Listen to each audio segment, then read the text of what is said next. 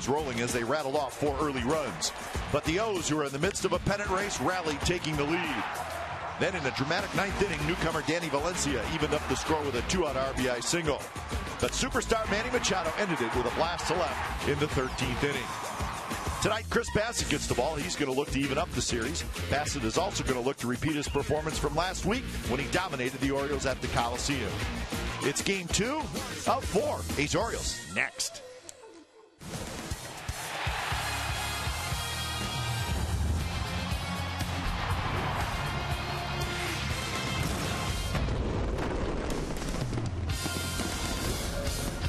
It's a beautiful Saturday night for baseball in Baltimore. We are at Oriole Park at Camden Yards. Chris Bassitt's going to try to even up this series at a game apiece. It took 4 hours and 27 minutes last night. Orioles won it. The A's can see if they can get a win tonight. A's Orioles, game 2 of this 4-game series coming up on CSN California. Hi again, everybody, and welcome to Oakland A's baseball. Along with Ray Fosse, I'm Glenn Kuiper. So Chris Bassitt, 2 starts ago, got his first win as an Athletic, and Ray, it was against these Baltimore Orioles. He's really pitched well in all of his starts this year. He's done a great job, Kuiper. I think the biggest thing about him, the best thing about him, is good good changeup, but I think the fastball that he can just rear back and throw. He talked about pitching out of the bullpen to be able to just air it out. He did it against the Orioles in that game because his last pitch of the game in the 7th inning was to Travis Snyder. Struck him out with a 97-mile-an-hour fastball. He was pumped. So were the Athletics, and especially when Eric Sogard was intentionally walked in the ballgame. That was a highlight, really, besides Bassitt. He was great.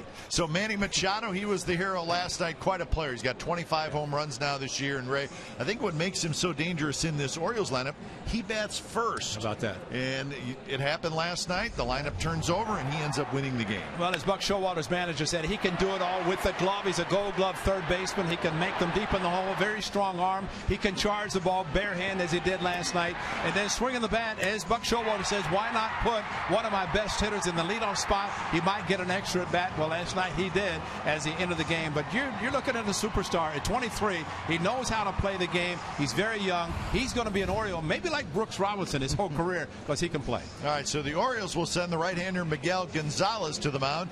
So he and Bassitt, it's a rematch from that start last week at the Coliseum. We'll have lineups at first pitch when we return to Baltimore. It's a gorgeous night, and we're looking for a good ball game. Lineups at first pitch in just a moment.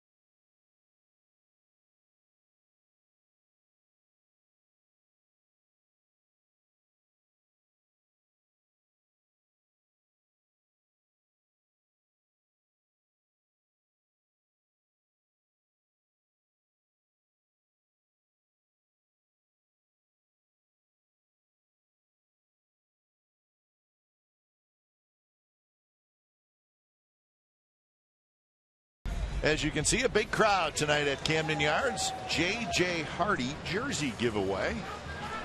And a team in a pennant race, the Baltimore Orioles. So big crowd on a Saturday night here in Baltimore. It's game 2 of the series. The Athletics and the Orioles. Let's look at the game time weather for tonight, presented by the Santa Cruz Beach Boardwalk. Get to the beach. The admission-free boardwalk is now open daily. It's warm, 85 degrees, a little bit humid, but very comfortable as the evening sets in.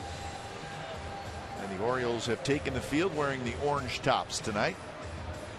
A's with the gray pants and the green tops. So those two gentlemen right there, Burns and Canna, will be the first 2 hitters in the A's lineup. After that, it's Reddick, Butler, Vogt, Laurie, Sogard, Simeon, and Fulton. There's your Oakland A's starting lineup.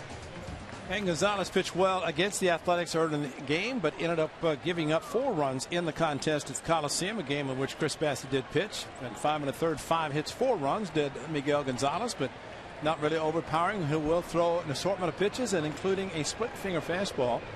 So the Orioles have a few pitchers with that specialty pitch. I saw last night with Ubaldo Jimenez, who threw a pretty good one.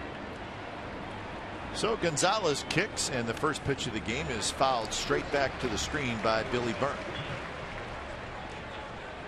So we're underway at 7:07 local time. Burns, Canna, and Reddick, the first 3 hitters in the A's lineup. And that one's driven to center, and it's hit well. Jones going back, and it's over his head. And let's watch Billy Burns run as he rounds second. And he's going to head to third, and he's going to make it with a stand-up triple. It's rare, but it's fun when it happens.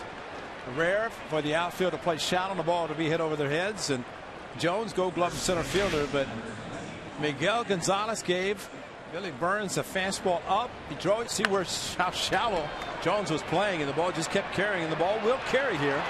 A normal position played by Jones, who blows bubbles after he goes after the ball, but Billy Burns, a good start to this ball game with a triple, and to watch him run is a thing of beauty. All on his own with everything in front of him. So triple number 7 for Burns, and here's Mark Canna. Canna taps one slowly toward Hardy. It'll get a run home, and the A's lead 1-0. 3 pitches into the game. So Canna gets his 38th RBI on the ground out to short. Well, so obviously infield playing back, yeah. Just put it in play. And there's your gift run. And how many times have we talked about that, Kip, where it is a run that the A's have to get, and Mark Canna has been pretty good at it, and he brings that one in to give the A's an early lead. I'm just going to say the A's have been getting some runs early. It's just a matter of being able to hold the runs and hold the lead. So that'll bring up Reddick, who takes a first pitch strike. Reddick at 281, 13 home runs and 60 RBIs.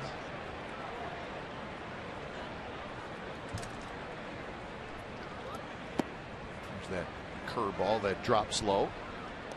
Reddick was 1 for 4 with a double and a run scored.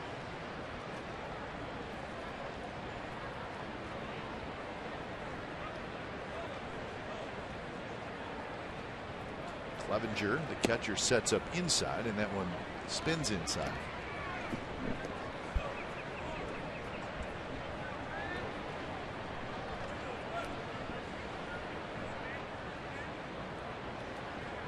On deck is Billy Butler. That one tapped fair out in front of home plate. Gonzalez quickly fires to first, and they just get ready. So 2 away, and let's take a look at that Orioles defense. Nolan Reimold is in left, Adam Jones in center, Gerardo Parra in right, and then Machado, Hardy, Scope, and Davis. Very good infield for the Orioles, and Steve Clevenger is the catcher. And Clevenger, one of 3 catchers that the Orioles are carrying right now, with Matt Wieters still out of the lineup with his hamstring injury. Clevenger was called up before yesterday's game. Billy Butler, 238 the average, 9 home runs, 47 RBIs. Well, as you have mentioned, since the A's and the Orioles have been playing back in Oakland and last night, that the free agents, potential free agents, and especially in the catching position. So with Caleb Joseph, who caught 13 innings last night, here's the umpiring crew. Adam Hammery calling balls and strikes. That's Larry Vanover. He's the crew chief and the second base umpire tonight. But I think the Orioles have to be looking at the catching position to see what they're going to be planning to do. Davis digs out the throw for Machado, side retired, but Billy Butler with a leadoff triple. Canna gets him home on a ground ball, and the A's lead 1-0 after half an inning.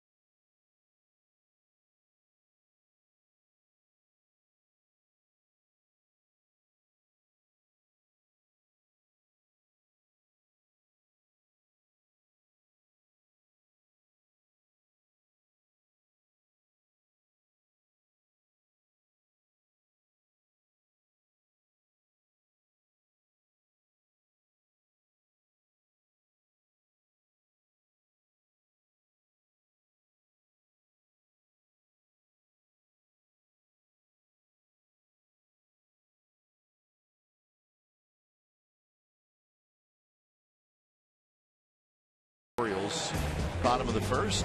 Lineup has Manny Machado in the leadoff spot.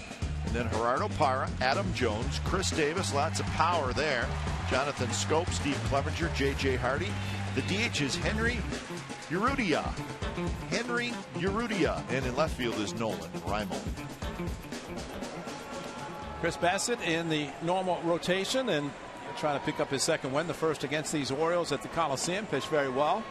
9 ground ball outs in the start, in which he went 7 innings against the Orioles. 7 very good innings of 5-hit baseball, a couple of walks, 7 strikeouts.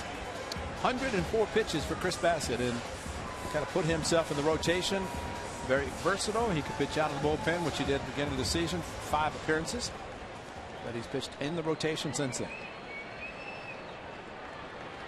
So Machado steps in, the hero from last night, with the walk-off home run. 25 home runs and 59 RBIs. Bassett's first pitch a little bit low.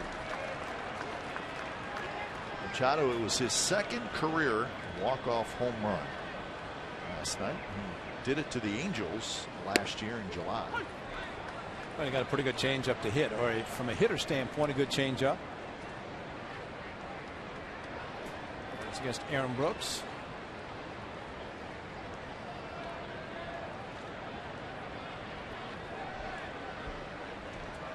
1 pitch to Machado, shows bunt.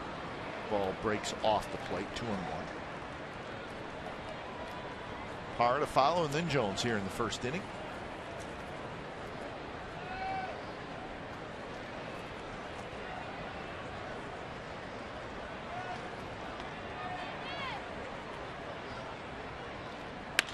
Hits that one hard in the hole. Semien backhand, straightens up. His throw is in time, and a nice play by Marcus Semien. So 1 away here in the first. Defensively for the A's, looks like this: Fold, Burns, and Reddick in the outfield. Laurie, Semien, Sogard, and Canna on the infield, with Stephen Vogt doing the catching.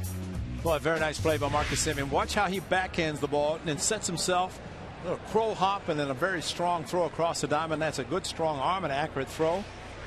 But Mike Gallego teaches the backhand, and you try to circle around when possible, but that ball you have to go to the backhand.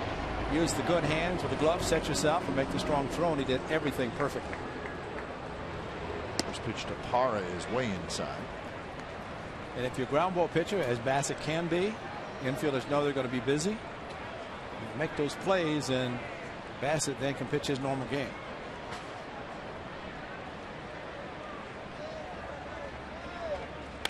Parra bounces one. Bassett leaps up to catch it, flips to first, 2 outs. Nice to be tall. Great play. And that'll bring up Adam Jones. And then the follow through, because you follow through and all of a sudden you go on the decline following through, but then be able to react quickly enough to jump up and make the play. And that's a good one to keep the ball from going up the middle, maybe in the center field.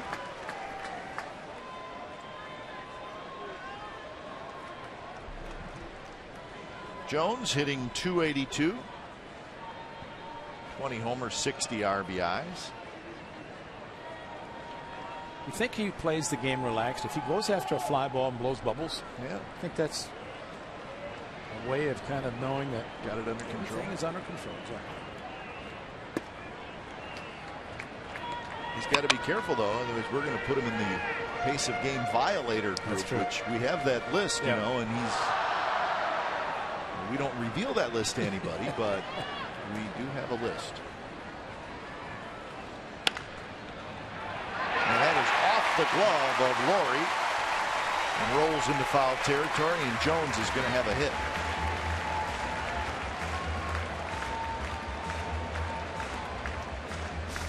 Good effort by Laurie. Yeah, hooking away from Brett Laurie, and nice diving effort, and with his strong arm just could not come up with it, and at least maybe took a double away from Adam Jones' ball, hooking enough down the corner. He might have been going for 2. Andy Valencia was scheduled to be in the lineup, but had to be scratched due to some back issues, and so Brett Laurie, like he was going to get the night off. Ouch. In there. Ouch. Yeah.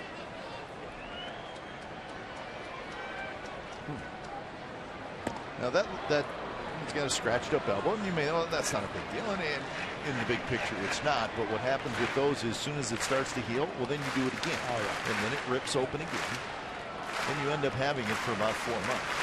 Huh. Wow, that's a pretty good straight job. Foul straight back. Chris Davis. And let's see, he's sitting second in the lineup in the second inning, so he's not going to have a long time to get it taken care of, but just wrap it, clean it up, wrap it around. That's it. That's what it looks like.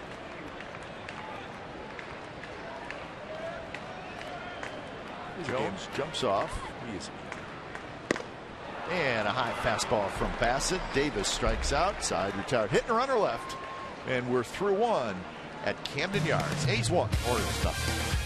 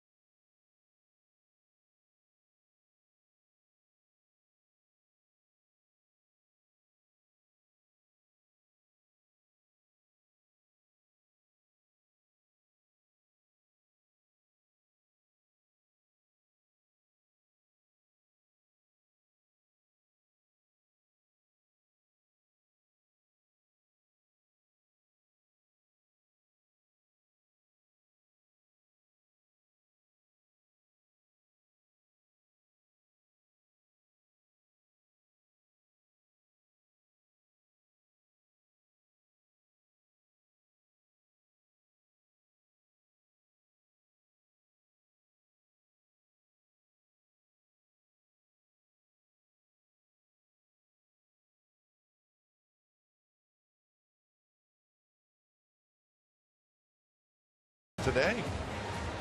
Dan Otero and Pat Venditti, and there is Pat. They are back in the big leagues. Brad Mills was designated for assignment. Aaron Brooks was optioned back to AAA. So a couple of relievers, a couple of new relievers in the bullpen, and that's what Val Melvin needs, some fresh arms. Fresh arms.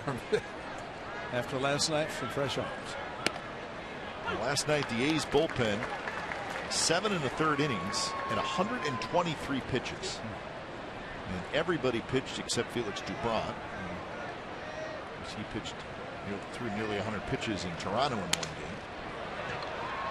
Scope way out in shallow right field and throws out Vogt on a close play.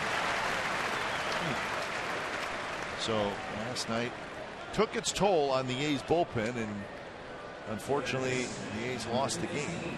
There's the breakdown. The Orioles bullpen, 8 innings and 114 pitches. So it was a crazy game last night. 4 hours, 27 minutes. There was 33 hits, 43 combined base runners, 14 pitchers used, and when it was all said and done, a grand total of 417 pitches were thrown. So did you count all those? I counted every single one. Of them? Wow. So all that in a tidy 427. It was an entertaining game. He's had a lead, and he came back, tied it. One home with a loss. Question is, did Brett Laurie get his arm taken care of? I bet he didn't. I bet he's just roughing it, toughing it. He could slide a sweatband on that right arm like he has on the left arm. He probably wish he would have had one there about 3 minutes ago. Well, he played in Toronto on turf, and you'd expect that, but not on dirt or grass, as the case here in Baltimore. High fastball and chased it. So Laurie strikes out, and that's the second out here in the second. Target in, pitch up and in, and Laurie went up the ladder, could not make contact. So that'll bring up Sogard. So we showed you Otero and Venditti, who are in the bullpen, but it's not like they've been hanging around all day. Well, they've been hanging around in airports all day. There was a little bit of a problem getting them here, but they did arrive just before game time.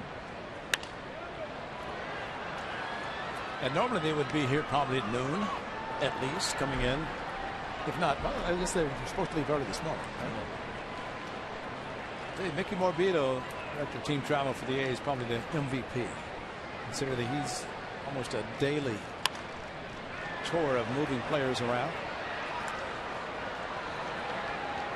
Well, there was some trouble getting in, I guess, Washington, D.C. airport. Could not leave either. Brad Mills was supposed to leave, and Mickey said, oh, flights were canceled. He had to get him a room in a hotel for the night and leave tomorrow morning. And the only reason he was designated for assignment because he had to be, well, he's out of options, number one.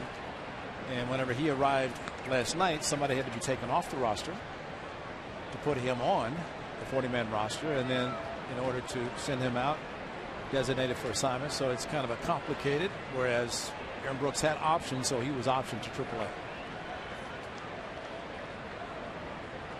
1-2 pitch. Sogard slaps it into left field for a base hit. Just past J.J. Hardy. And that is exactly what you're supposed to do with a fastball outside. Shift or no shift. Don't try to pull a pitch that's running away. And Sogard took a pitch really maybe off of the strike zone, out away from the hitter. J.J. Hardy in a normal position would have handled it slightly towards second base, maybe thinking he's going to pull the ball. J.J. Hardy jersey night. A lot of Hardy jerseys, I guess, floating around tonight. Heard Buck Showalter. They had a state of the Orioles where he and Dan Duquette, the general manager, on top of the A's dugout and talking to a mass of Orioles fans. And heard Buck say, well, I'm glad I put JJ in the lineup tonight because it's his jersey night. You can't give him a rest on his jersey. Yeah. I think they would like to because he's probably playing at less than 100%. Hardy is. Well, in this ballpark, the fans wear a lot of orange, and tonight even more so because of that giveaway right there. J.J. Hardy, number 2. Zach Britton actually came out in a J.J. Hardy jersey. He said, I'm going to be Hardy tonight. Maybe after what happened last night, he didn't want to be Zach Britton. A very strange and rare 9th inning for him. Blow the save.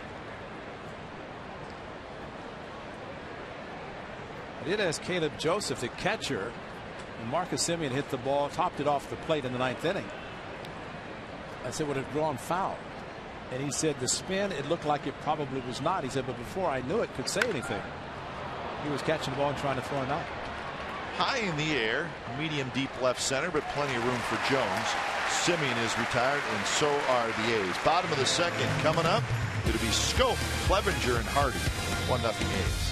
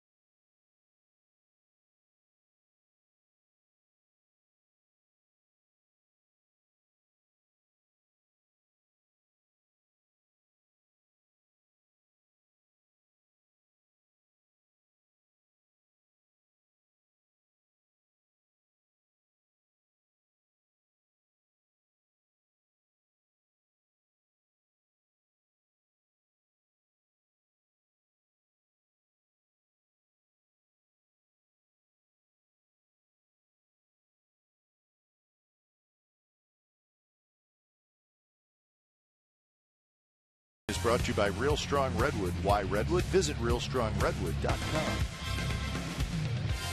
Baltimore's Inner Harbor. Fun place. Lots of things to do. Lots of places to eat. And just a nice walk to the ballpark.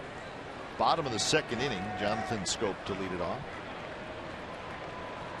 Good first inning for Chris Bassett, with the exception of the base hit off of glove of Brett Lawrie, but Chris Bassett only 11 pitches getting through the first inning.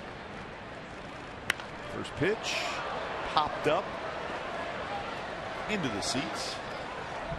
Look at the delivery of Chris Bassett. It's kind of very slow and a lot of arms and legs, and all of a sudden get about a 96, 97 on you very quickly, and that's why Scope a little bit late with the swing, did pop it up and hit it into the seats.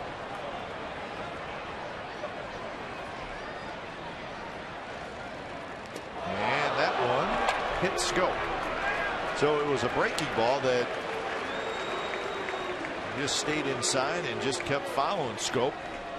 So the leadoff man is aboard. There's nothing he could do. He tried to get out of the way. Curveball just didn't break, and just went straight into him. Got him in the left arm and tried to get out of the way, but could not run quickly enough. That's called a backup curveball. That is a great Exmo shot there.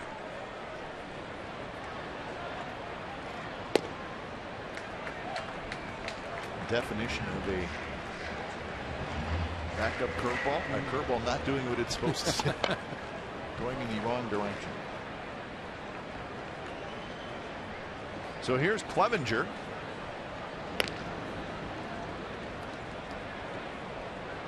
Left-handed hitting catcher.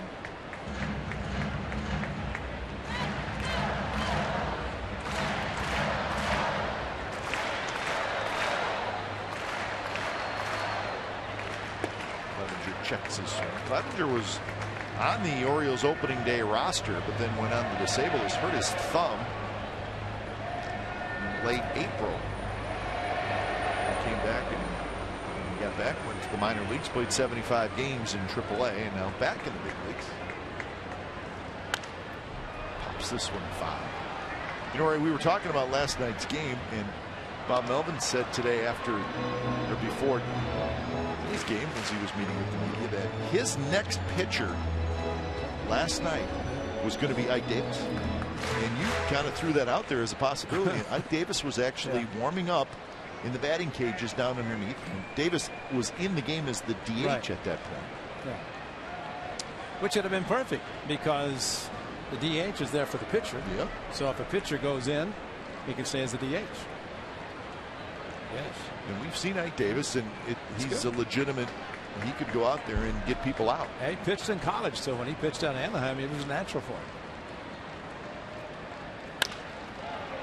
See if the A's can turn 2 out at second, and they do. 4-6-3 on the double play, 2 outs. Boy, Sogard's smoother than what? That is an unbelievable flip. He did not turn. He just caught the ball, kept his feet. Watch this as he catches the ball and then flips. That's a long flip, and actually a very nice flip to Marcus Semien. But got it to him. He was able to clear himself at second base and continue to double up Clevenger. But you know, it's very hard, it seems, for a middle infielder to determine how far, how close he has to be to make that kind of a flip. And Sogard, man, that was perfect. It's a flip that most second basemen should be able to make, but not all of them can. Right. The only other way he could have to turn and throw, it's going to take more time. And even though the ball was hit hard, he was able to flip it, and to be able to make that good of a flip, that knows that a lot of confidence in Eric Sogard a second. Very good defensive player. 1-1 to J.J. Hardy.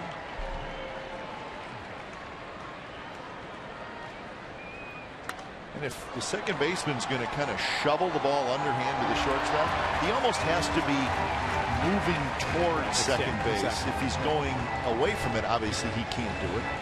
And that's a good point, because there's so many different ways for the middle infielder, whether it's a shortstop or second baseman, to handle the throw at second, use the bag to push off, go across the back, step back, or like you say, when you're shuttling the ball as a second baseman, a shortstop to the other middle infielder, turn the double play.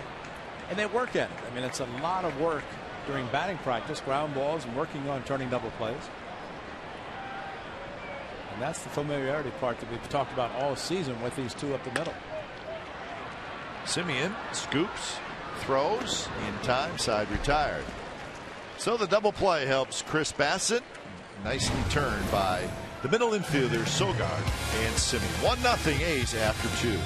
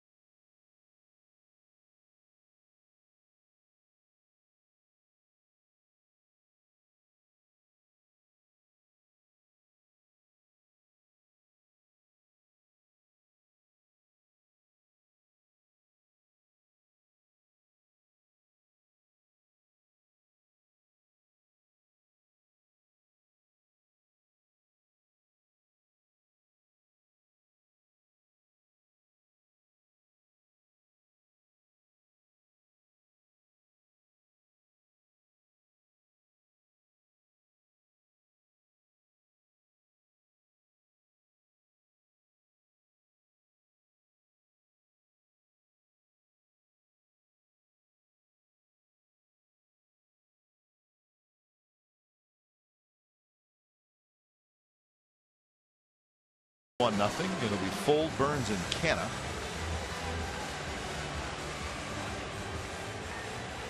So Sam Fuld getting a start tonight. Coco getting the night off.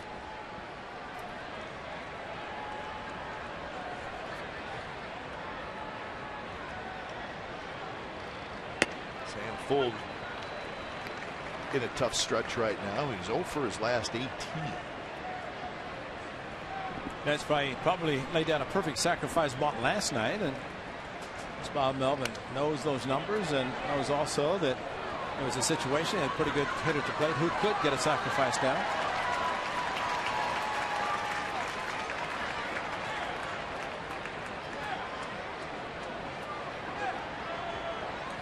Oh, 2. Miguel Gonzalez kicks and fires, and a good fastball in on the hands of Fuld.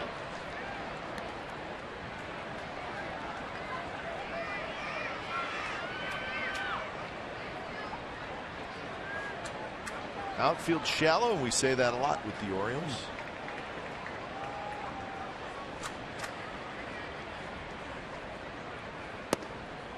And a good take on a breaking ball. 1-2.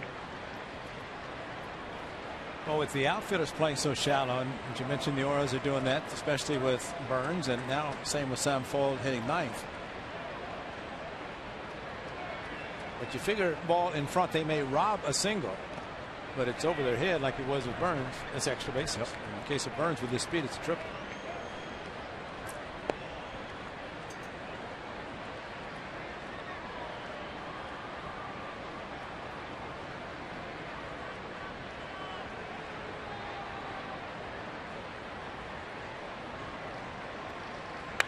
Two pitch is hit high and deep to right field, down the line, and that baby's gone. Sam Fuld with a solo shot, and it's 2-0.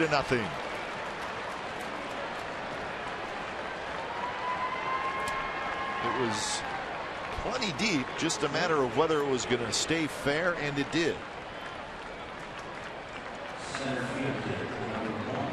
Well, now he's got one against a righty after hitting Montgomery, a lefty, and so Sam Fuld on a 2-2 fastball. They challenged him, and outfielders, they could have played anywhere on that one because it went over the out-of-town scoreboard. And Sam Fuld, July the 5th, that was against the Mariners at the Coliseum, his first and his last home run, but tonight a big one. Gonzalez gives up a lot of home runs. That's the 21st home run he has allowed in 121 innings. So that's a high number. Oof. Burns hits that one toward first. Davis scoops it up, and that's out 1-1. I remember the fastball got inside, that he fouled it off. They tried to go back in and left it out over the plate. Very similar to what happened last night with Adam Jones. Hit the 3-run home run. Fastball supposed to be in like this one was. You leak it out over the plate, mistake, home run. It's got to be a great feeling for Sam Fuld, who does not hit a lot of home runs in a tough stretch. Over, and gets it over the standing room only crowd in right field. So 1 out for Canna. He's now with a 2-0 lead. First pitch in first time. 6th most home runs allowed in the American League. Miguel Gonzalez.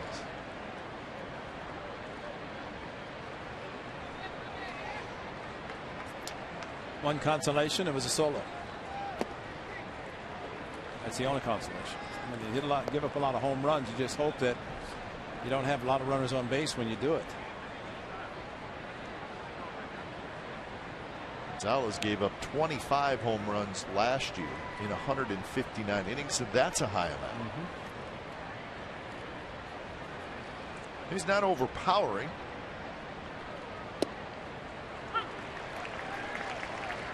Drops the curveball in there, 1-2. Canna had an RBI ground out in the first inning. It scored Burns after Burns had tripled. And if a pitcher is not overpowering with the fastball, he cannot get away with a mistake. He has to be able to locate it, and again, he tried with Sam Fuld and then did not get where he wanted it.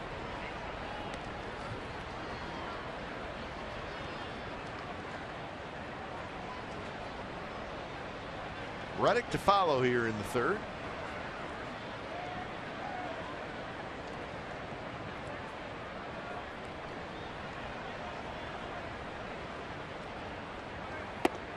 good take there by Cannon, and the count is full.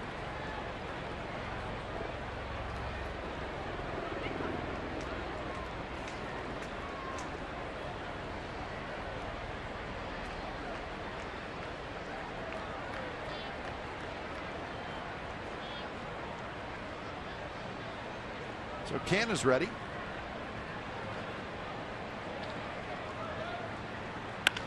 And that one's hit hard in the hole. Backhanded by Hardy. Throws, and Davis digs that one out, and they just get Cannon on a close play. 2 outs, and that gets us to our Ford right choice. And Coco Crisp from last night. His first 4-hit game since September of 2013. He had 3 doubles and a single, so it was a good night for Coco Crisp. It's good to see Coco on the bases.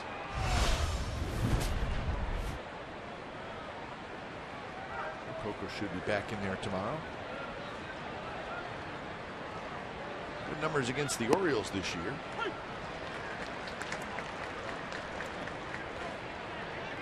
Oh, and 1 to Reddick, who bounced back to the pitcher in the first inning.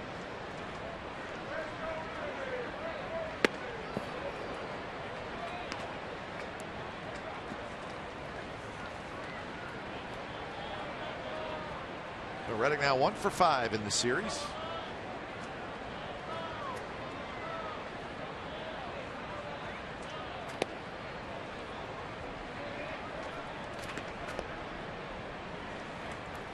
Last night the A's had a 4-0 lead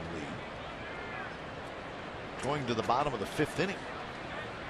And the one thing they did not want was a 3-run home run, and that's what the Orioles got them right back in the game. As big as the other hits were, that probably was the biggest, because a 4-0 deficit midway through the game. Adam Jones made it 4-3 with 1 swing of the bat.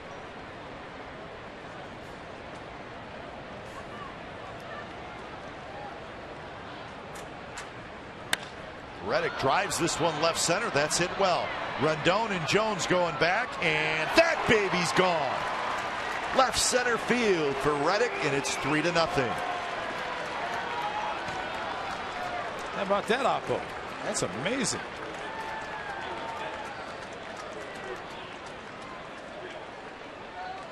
Okay, to your point about not striking out a lot and using the opposite field, fastball supposed to be away. It was in that direction, and I think there are a few players would like to hit in this park all the time. The Orioles love it. Jones in right center, the ball in left center towards the bullpen, and just made it.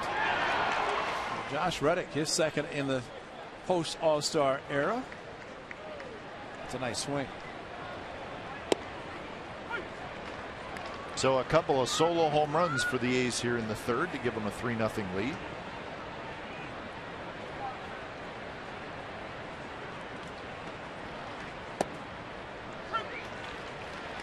So 0-2 to Billy Butler, who bounced out to 3rd in the first inning. So his first home run to left field this year, and he's had a lot of hits to left field. But that was a nice easy swing.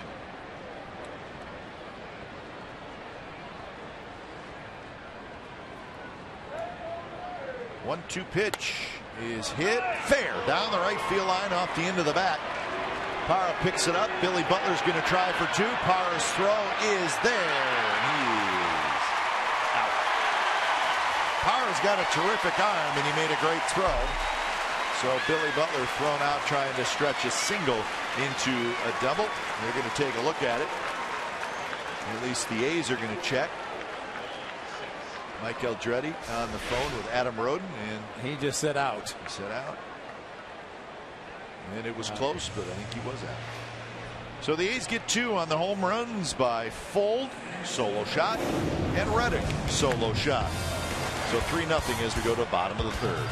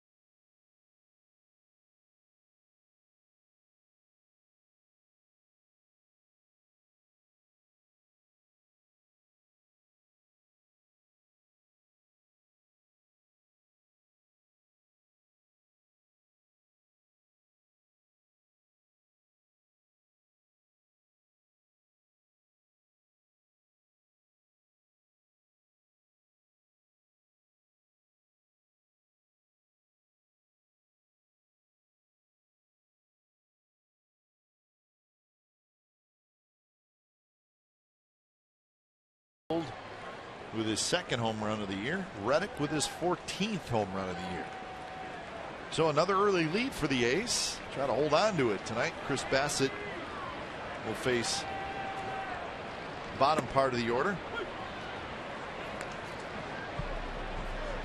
Henry Urrutia.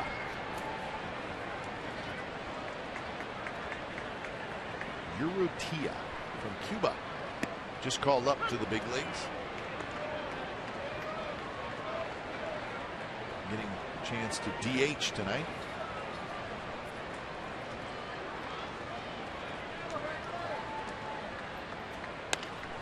Rolls that one toward first. Canna has it. And that's out number one.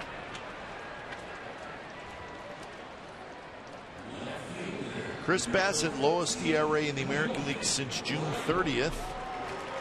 That's impressive. Well, if you look back at his starts, and this is his 8th start, if you look at his first 7, he has not had a bad start. Yeah. And he has not always pitched deep into games. He's been a little bit better at that lately, but the game he pitched against the Orioles, he went 7.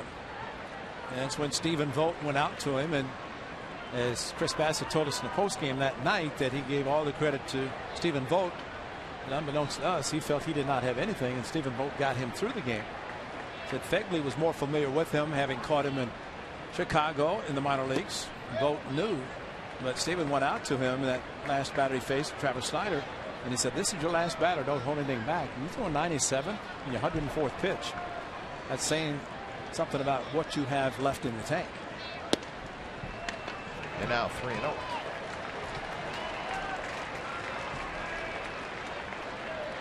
Nolan Reimold. A couple of hits last night, 2 for 4. Taking all the way on 3-0, and it's in first strike.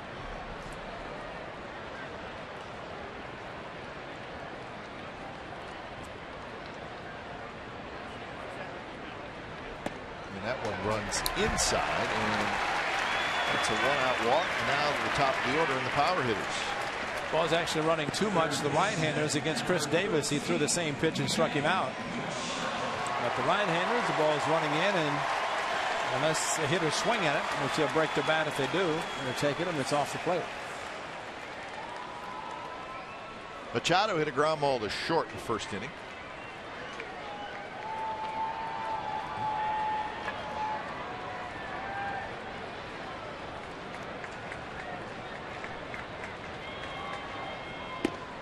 Pitch is outside. Looking at Machado's seasons with the Orioles, remember he was called up in 2012, played in 51 games, and then in 2013, his first full year, he hit .283 with 14 home runs and 71 RBIs. And that was the year, remember he had all the doubles. Remember he was on pace to break the doubles record. He ended up with 51. This is what he did last night on a hanging changeup. Right down the middle, and he waited. Brooks knew it. I think everybody else knew it as well. Caleb Joseph had hit a double in the inning. And last year, remember, he started the season on the disabled list. He was getting over that left knee injury. It's fairly significant surgery. Last year, when it was all said and done, he played in 82 games and hit 12 home runs. Didn't slow the Orioles down last year, at least not in the regular season. Oh, when he injured his knee, it was similar to that of Garrett Anderson, or Garrett Richards of the Angels. Simeon charges, shovels to Sogard, and another double play for the A's, and that retires the Orioles. 6-4-3. Couple of double plays turned by the A's so far in the game.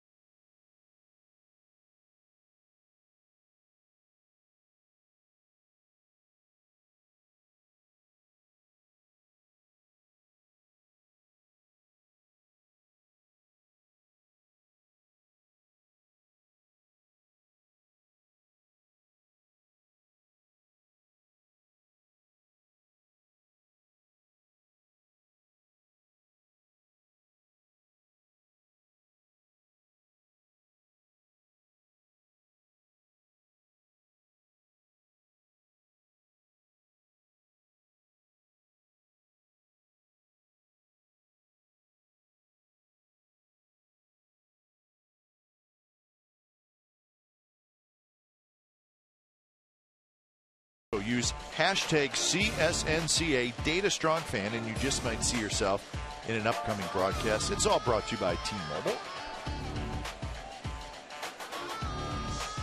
A's fan in the house, surrounded by a lot of orange tonight. With his size, it doesn't matter. No, he's good. Good looking hat. See the big crowd tonight. Sellout crowd.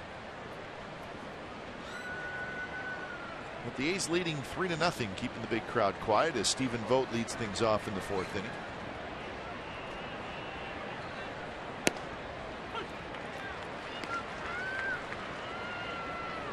I show the home run Stephen Vogt hit last night.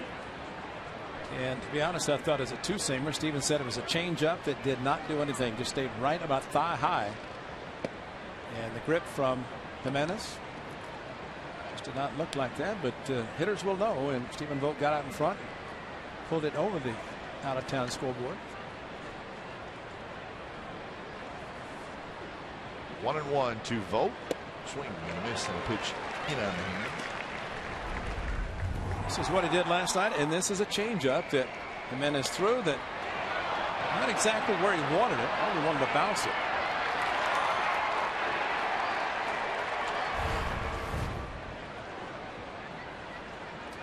Three hits last night for Vogt. And there's a shot left center, and Jones is there. So, Ray, did you see what Edward Mujica did today? He had a crab feed. Oh, that took care of all the guys. He provided a big crab feast for the team. Brought in by a local seafood business, and Edward said, "I'll take care of it." And the guys loved it. Well, we saw the remnants of it when we came in at about 4:15. Yeah, it looked like peanut shells, but then realized it was cracked crab. It looked like there was a giant party in there. Nice gesture by Edward Mujica. Hardy throws, and they just get the hustling glory for the second half. Well, it's a good city for that. That's true. That's true. That may be the same place where Mujica got it from. Who knows? Oh, look at that. If you like crab, this would be a good town to enjoy it. You got to work, though. Yeah, work a little bit. That's what I don't like. He's got to work to get the meat. Yeah, it is. It's good, but you do got to work for it. So you get the crabs, you take all the meat out, and I'll eat it. It's good once you get it out. Some hot butter. We like to say a veteran move by Edward Mujica. Well, you hear about that when a major league player goes on his rehab assignment down to the minor leagues. But they usually treat everybody with a huge meal. Parra is going to play it on a hop, and Sogard has his second hit. Parra was playing over in right center field, and that's why he could not catch up with that one. Eric Sogard just continues to find the hole. Off-speed pitch from Gonzalez, and that's why Parra was playing where he's playing, and Sogard went against it by getting out in front of the changeup.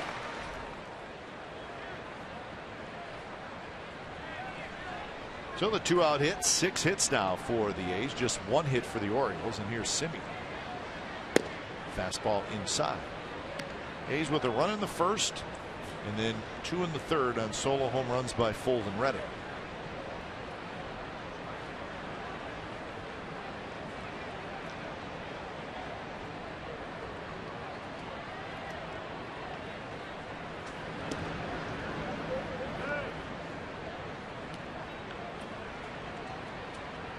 Simeon hit a fly ball to center field in the second inning.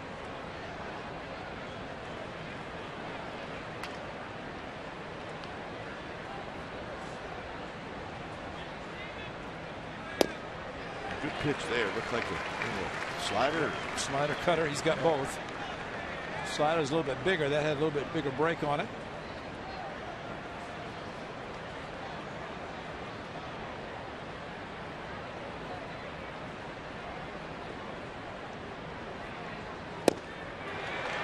It's 1-2.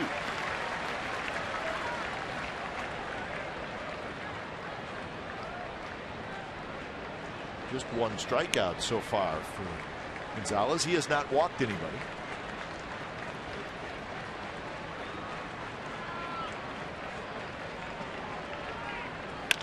And that one hit hard. Machado, nice play, fires to second. Side retired. Good play by Manny Machado. Quick step to his left. So the A's get a hit, and they leave a runner. Bottom of the fourth coming up.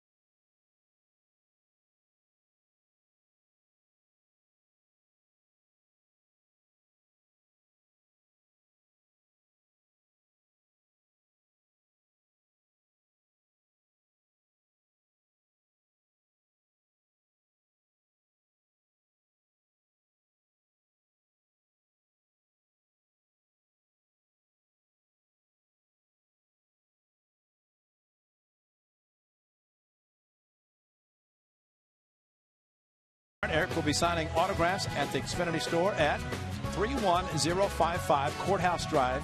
That's in Union City, August the 22nd. That's next Saturday from 11 a.m. to noon. This opportunity is limited to the first 150 fans, so make sure to get there early. Let's get Eric Sogard's autograph, then head to the Coliseum for fireworks that night against the Tampa Bay Rays. So, Sogi, good signature. Talk about nerd power. I got it. That's what he talks about. I got nerd power. He's got it. Sogi's got it. Parr's got a great arm. As Billy Butler found out.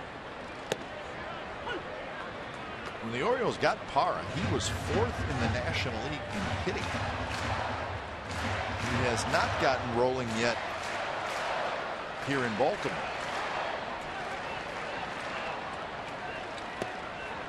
And he's been a good player for a while.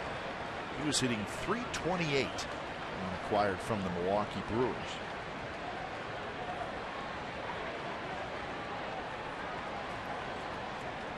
He's 11 for 52 with Baltimore. Make it 12 for 53 as he shoots from right back up the middle.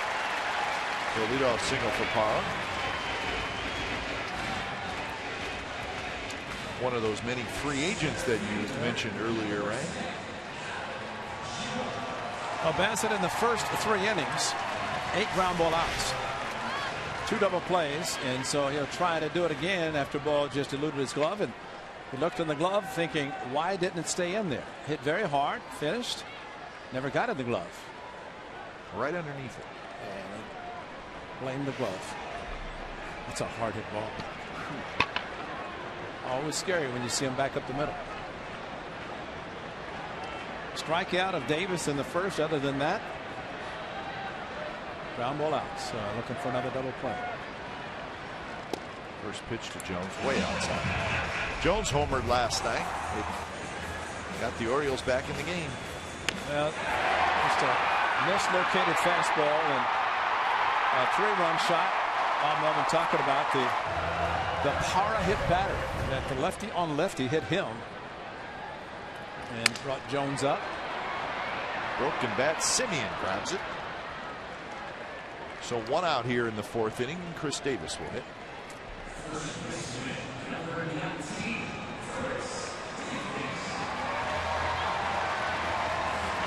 Davis struck out in the first inning, the only strikeout so far for Bassett. There's 39 pitches so far. So Bassett giving Bob Melvin exactly what he needs so far anyways.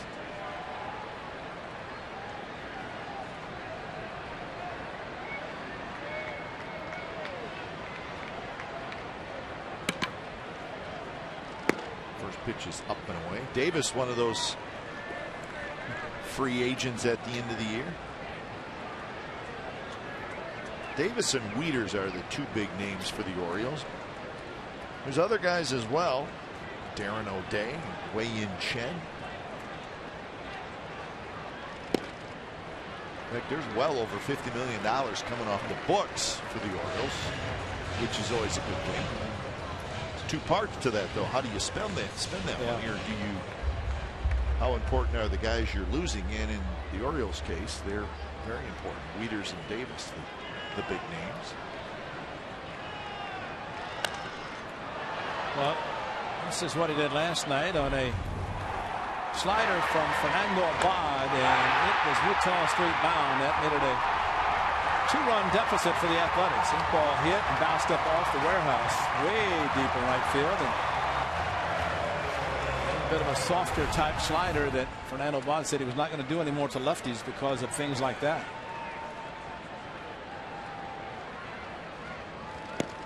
And the 2-1 pitch swung out and missed. Here's the breakdown for Chris Davis. So that's the kind of guy that you can see you would put the shift on for. But the power is to any place in the ballpark. High and deep to right. He's done it again. He's hit 4 home runs against the A's this year. And just like that, it's 3-2.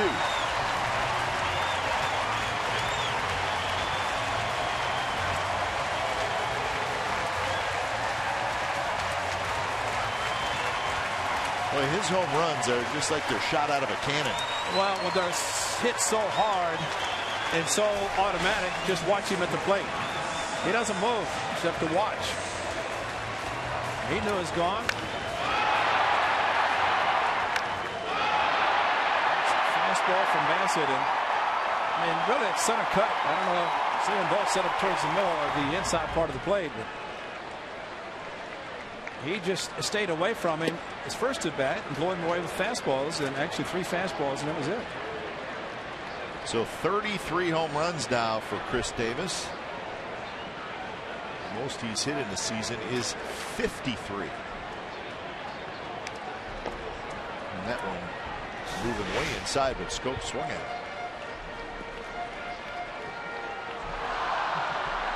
It's funny because he's a big, strong guy.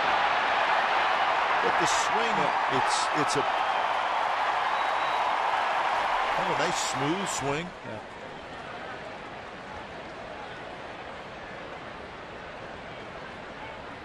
I think too he's got just a little uppercut, so when he hits it, the ball just sails.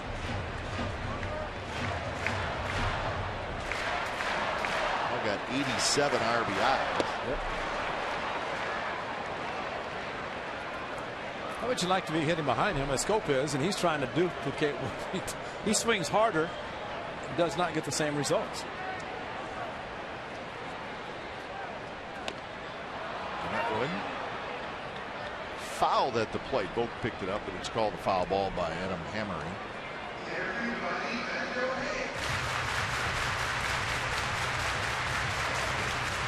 Well, it was a 3-run home run last night that made it a 1-run game. A 2-run home run tonight.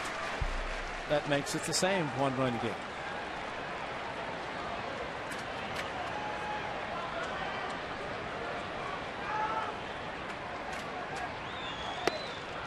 And a swing and a miss by Scope for the second out. And the second strikeout for Bassett. Well, the other all fastballs to Chris Davis. This time a breaking ball and a good one. Although elevated a little bit, but still got the strikeout.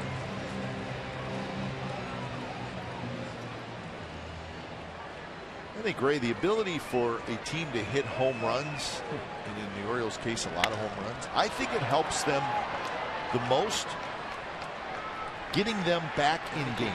You're right. Exactly right. And we have seen it in this series. So Chris Davis, his 33rd home run of the year, and now it's 3-2 as we go to the fifth.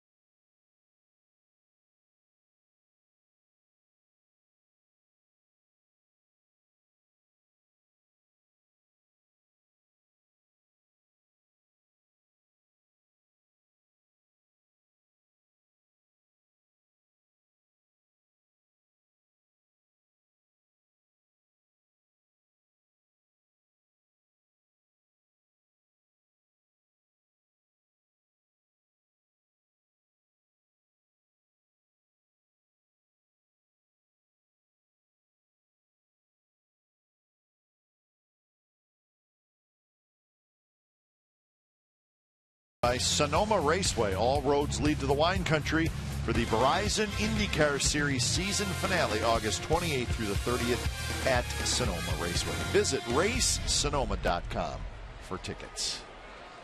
Nighttime settling in here in Baltimore. And now it's a 3-2 A's lead. It was 3-0. Chris Davis changed that.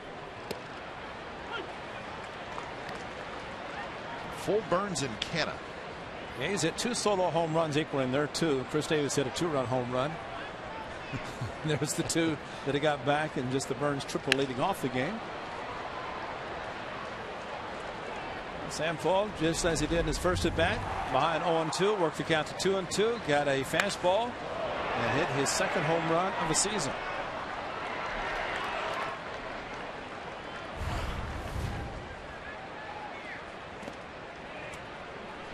So 1-2 now to Sam.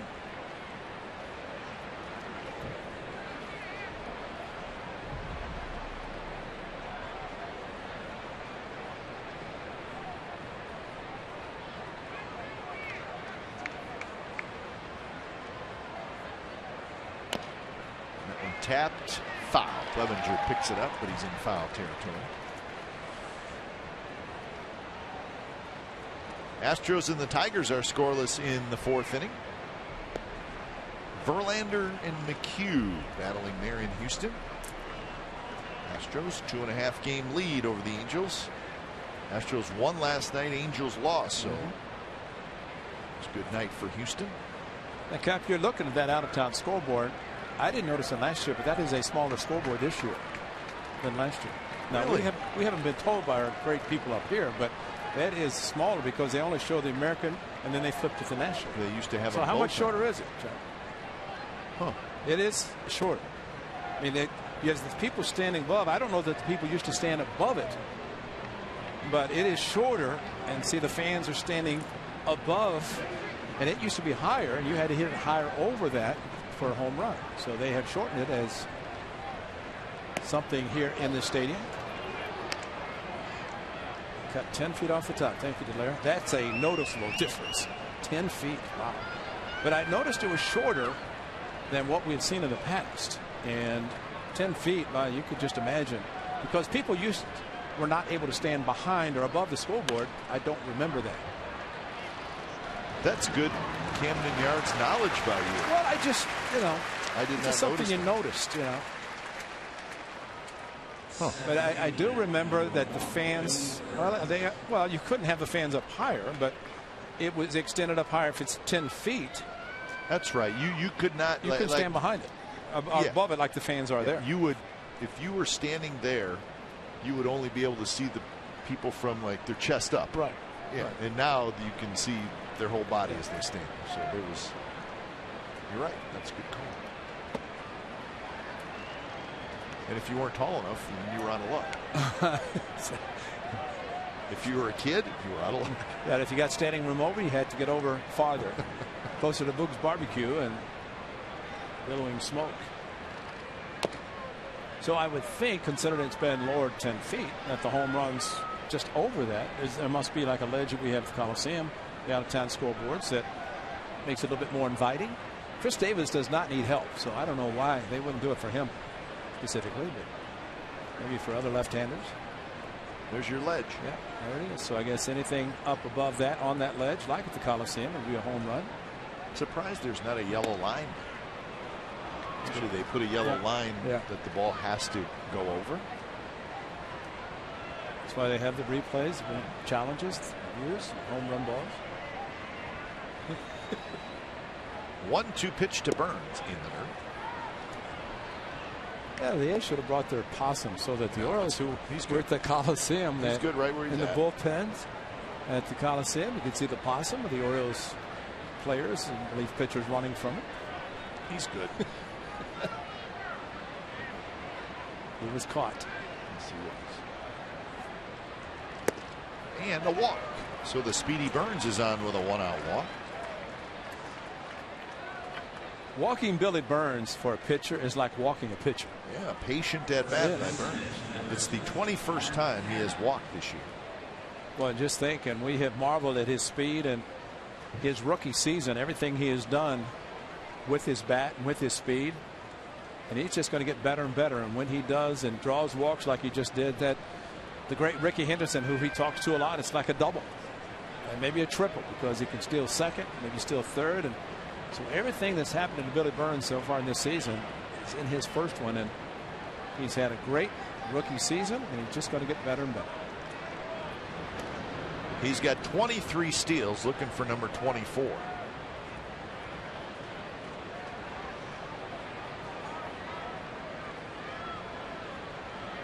Canna, a couple of ground outs, one of them knocked in a run.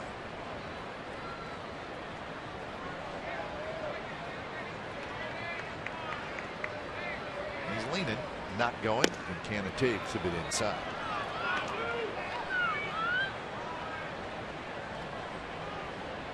Burns is second in the league in steals, 8 behind Jose Altuve, 1 ahead of Lorenzo Cain.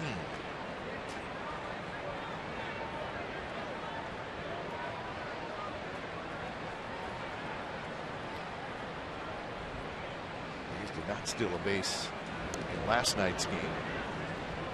You're looking at those three, and that's the stolen base leaders. Well, I thought that when we were playing the Astros and we showed Altuve's numbers, his numbers are down, but those don't seem like real high numbers. That's what I mean. Altuve was in the 50s last year. And we're at 118 games for the A's, and yet in the last 6 weeks of the season, you look at those numbers. Good jump. Clevenger's throw late, and Burns has stolen base number 24. He got a good jump. Boy, didn't he? That's a great jump. Great take by Mark Canna. And as you have always said, you got a right-handed hitter. You could see him take off and straight, all the way straight still. No looking back. Breaking ball makes it even better. And even though he straddled the bag, did scope. Billy Burns got the hand in safely, kept his hand, and then his leg on the bag. The scope kept the tag there. So big stolen base. No doubt.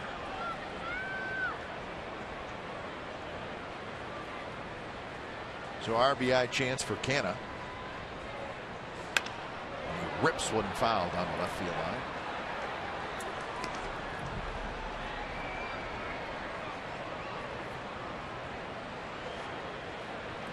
So 2-1 the count with Reddick waiting in the on-deck circle.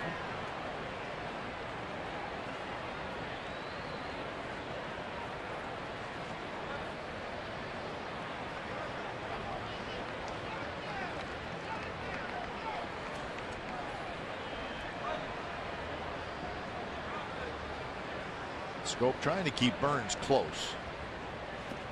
And the ball trickles between the legs of Clevenger, and Burns will go to third. So a walk, a stolen base, and a wild pitch. And without a hit, the A's have a runner at third with one out. And infield probably will be coming in, but the slow breaking ball, great take by Mark Canha. And hey, that's not a baseball. Ball hit the ground. But what Clevenger did was great. He put the glove on the ground, but somehow the ball got under the glove. And anytime the ball hits the dirt, which that one did, that's not a pass ball. But it's the way they rule it. So it's an unearned run. The A's score this run. At least at this point. Unless it's a home run. Timeout call. Well, let's see what happens if it does. See, it barely hit the ground and then got the webbing and just kind of pushed the webbing underneath. But Fisher scorer saw that. The ball did hit the dirt, although slightly, and it should have been blocked. But still, you can't penalize the catcher when the ball does hit the dirt and give him a pass ball. 3-1 to Canha. Breaking ball that stays high, and it's a walk. Second walk of the inning. First and third, one out for the Athletics. Now, Cap, I talked to Caleb Joseph, had him on my pregame show on the radio side, and I asked him because we had noticed in Oakland and here, and specifically with Danny Valencia and Wei Chen at the Coliseum, threw him a 3-2 slider, frozen, struck him out. And I asked him about that, and he said the philosophy is that if the hitters are good, you'd rather give up one with a walk instead of a fastball 3-2, let him hit a home run. Just like Arnold Leon did with Chris Davis in the Grand Slam, throw him a fastball.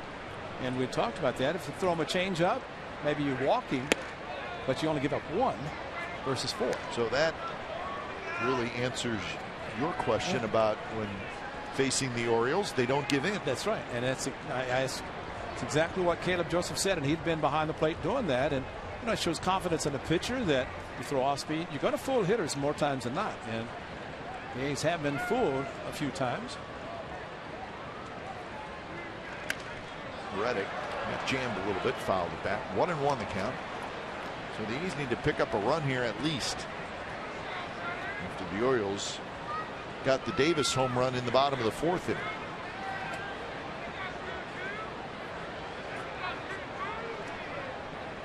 Reddick with a solo home run in the third. In the first inning, he grounded out.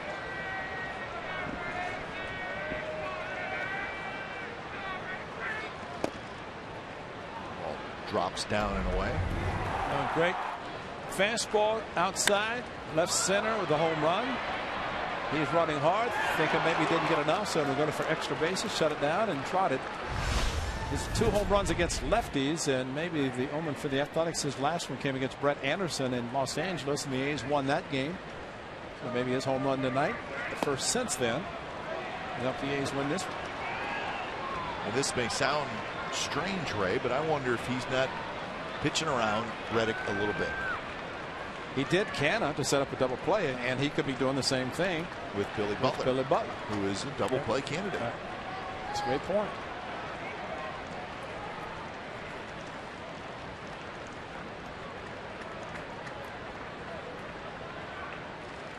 And I think he was. He threw 3-1 breaking ball to both Canha and to Reddick, and here comes Dave Wallace, the pitching coach, so he's got to get at least another hitter. Let's see if he does it again.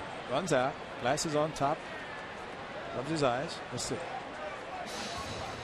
Boy, changed it up. Come on, don't let us down, Dave. Oh, he changed it up. Maybe he thought he needed to change it up tonight.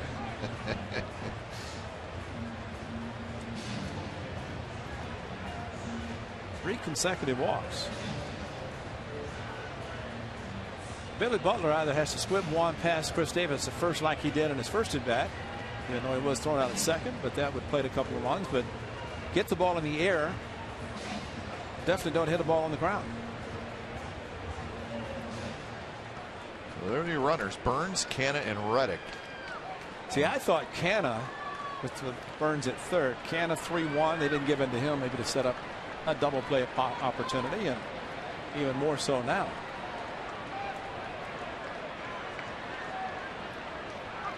Billy Butler will try to make him pay.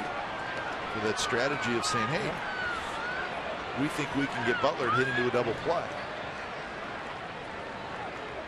He's ahead in the count, 1-0. He's grounded out and singled.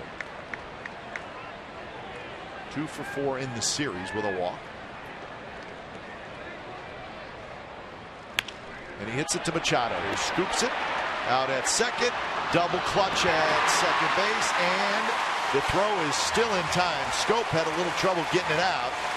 So the strategy by the Orioles works as Billy Butler hits him to a double play for the 20th time this year. So the A's had the bases loaded, 1 out, and could not score. Bottom of the 5th coming up. 3-2 A's lead.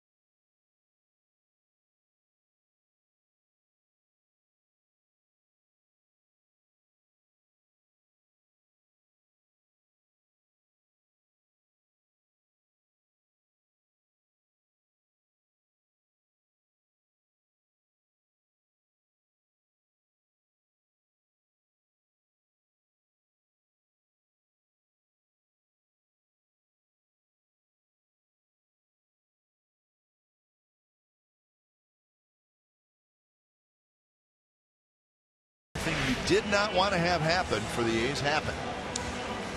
To the sure hand, the third baseman, Scope with a double clutch with a hard slide, and that was a good slide by Reddick, going in hard at second base, trying to avoid the Orioles turning the double play, and the double clutch by Scope, still with a strong arm, off balance throw, able to double up Billy Butler, the 5-4-3 double play.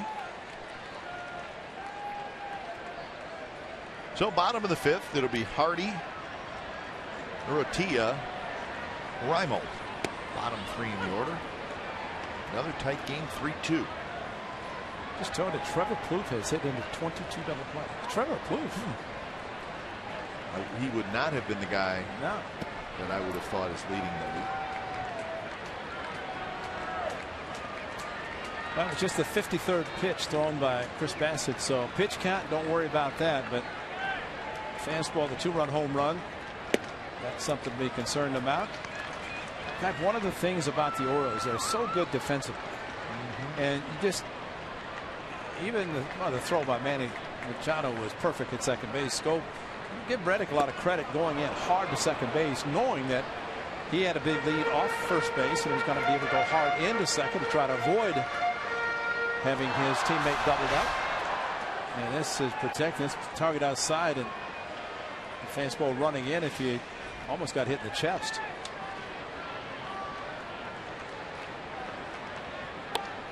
Two off the end of the bat. But you know, with a defense that's so good from a pitcher standpoint, that's so encouraging. I mean, you could actually, when you think about 3-1 curveballs to back-to-back hitters to load the bases, and maybe like you said, just to say, okay, if I can get a ground ball, I'm going to get a double play. And you know, while Billy Butler hit it hard, it was the atom ball right to the sure hand third baseman.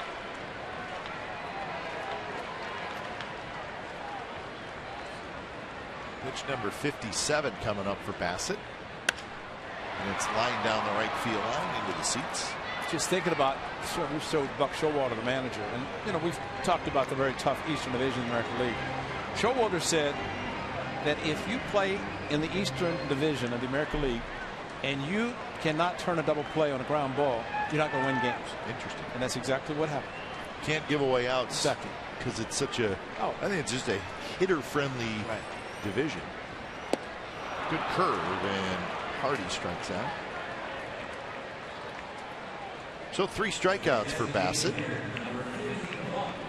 It went off speed, and that's a good breaking ball from Chris Bassett. Started middle of the plate, just kept floating away, and J.J. Hardy, who probably is continually playing with a back issue that probably a reason he's not hit as many home runs, but he knows the importance of his defense in the lineup. He's definitely showing it. Here's Urrutia, who bounced out his first at bat. Speaking of that AL East, the Orioles are 5.5 back in the division, and they're 1.5 back for the second wild card. That wild card has the Jays, the #1 team. The Angels are the #2 team. Orioles a 1.5 back of the Angels. Rays are just 2 back. Rangers 2.5. Well, the Yankees went into Rogers Center. Had a pinch hit 3-run home run last night by Beltran. And his first at bat today hits another one. Yep, and that's updated. Yep. Updated with that Yankees 4-1 win. So they picked up 2 games after being swept in New York. They're trying to turn the tables on the Blue Jays in their home park. And after winning 11 straight, now the Jays have lost 2 straight. Line foul. It was Tanaka with a complete game today. He gave up 5 hits, 8 strikeouts through 112 pitches, and he was terrific. That game was on TV here. Boy, he was in complete control. Went out there for the 9th and just took care of it. It was a 4-1 final. Great splitter. Yeah. Split finger fastball was outstanding. Teixeira also homered, his 31st of the year. Beltran, it was his 12th. 2-2 now, so the crowd was quiet at Rogers Center today. So the Yankees now 64-51.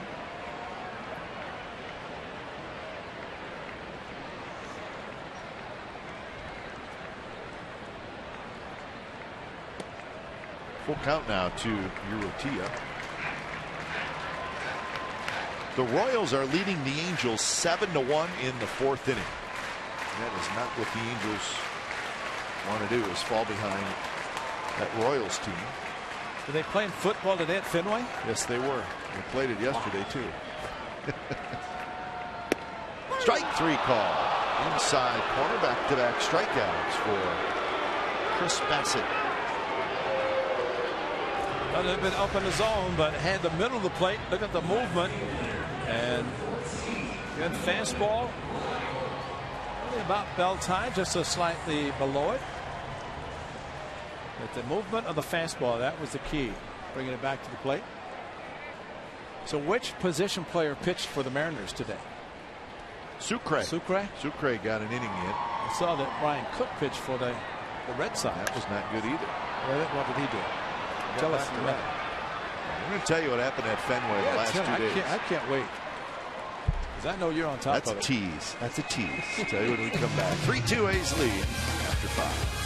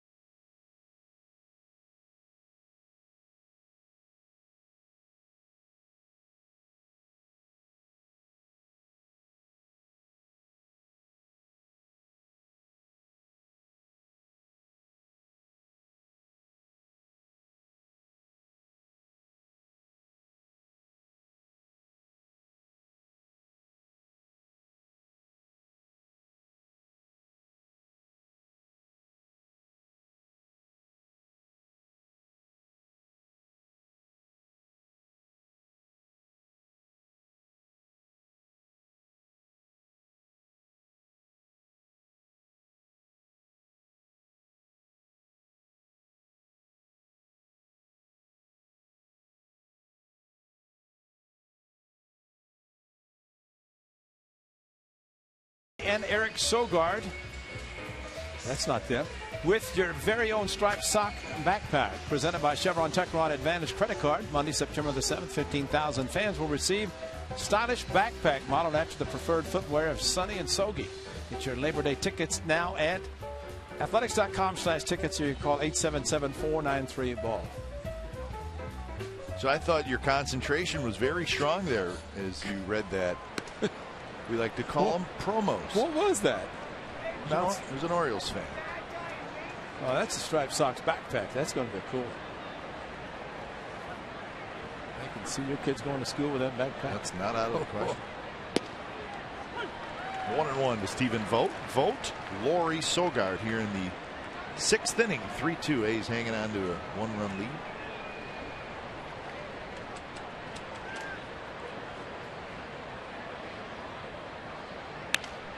Line foul. Final score today at Fenway Park, Ray, was the Red Sox 22 and the Mariners 10. 22-10 was the final. Felix Hernandez was the losing pitcher. He gave up 12 hits and 10 earned runs in 2 1/3 innings. What? Are you kidding me? We would think that's impossible. That's maybe 5-6 starts worth. And he did it that quick. Against the A's, it's like a year. I know. But there's so many goodies. The Red Sox had 26 hits. And Jackie Bradley, their young outfielder, was 5 for 6 with 3 doubles, 2 homers, 7 RBIs, and 5 runs scored. As Vogt swings and misses, so Vogt is gone. 2 strikeouts for Gonzalez. So a huge day for Jackie Bradley. On and on and on. But what really makes this unbelievable, Ray, is last night the Red Sox beat the Mariners 15-1. So in the last 2 games at Fenway Park, the Red Sox have scored 37 runs and 47 hits against the Mariners in the 2 games in the series. It's hard to believe. 15 last night, 22 today. Last night they had 21 hits. Today, 26. So do you have Ryan Cook's line? Because change of scenery, we thought maybe it'd work out. Well, and Ryan Cook, he came in to pitch, I believe, the 9th inning for the Red Sox. Red Sox were winning, obviously. And he gave up, I believe, 4 runs. So it was, even though the Red Sox won, not a good day for Ryan Cook. Well, but that's unbelievable. That is hard to believe. And again, we wish John Farrell the best, because as reported last night, he's going to miss the remainder of the season for some chemotherapy. So that's a lot of runs. Fenway Park. That's just, I mean, what? If you're the Mariners, you just think, what is going on? And the kicker in all this, Ray, on Wednesday, the Mariners threw a no-hitter. That's right. They have off on Thursday. Friday and Saturday, they give up 37 runs. Wow. That is unbelievable. And with Felix being one of them, that's really hard to believe. Rory fouls it straight down. That's right. You were calling a no-hitter against the Orioles. And then the next 2 games, you give up a combined 47 hits. I don't know if that's a 2-game record, but it's got to be close. It's amazing what those coast-to-coast flights will do to pitching staff. Something happened. So it's not been a good year for the Red Sox, but man, do they put a hurting on the Mariners the last 2 days.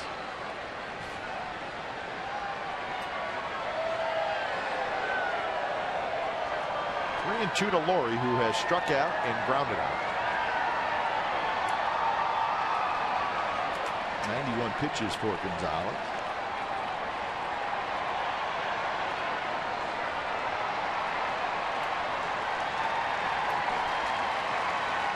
Oh, good pitch outside corner. Got him looking. So back-to-back strikeouts here in the 6th inning for Gonzalez. Now there's another 3-2 pitch and no challenge fastball there again. A cut fastball. Watch this ball move right there, right to the corner, start in the middle of the plate. And if a hitter's sitting fastball 3-2, which most will do, you either make an adjustment to foul it off, or be ready for something, especially against an Orioles team. They're facing now the 5th game of this season. And I cannot think of very many times that in a 3-2 count, the pitcher just reared back and throwing a fastball. Yeah, this is the 5th game these two teams have played, and you just don't see it.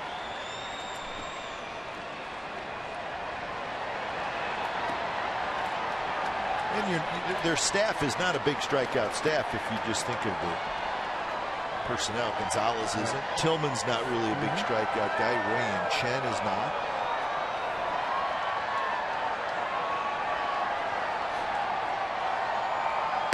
Up and away to Sogard. We'll see Wei Chen tomorrow, and then Tillman on Monday.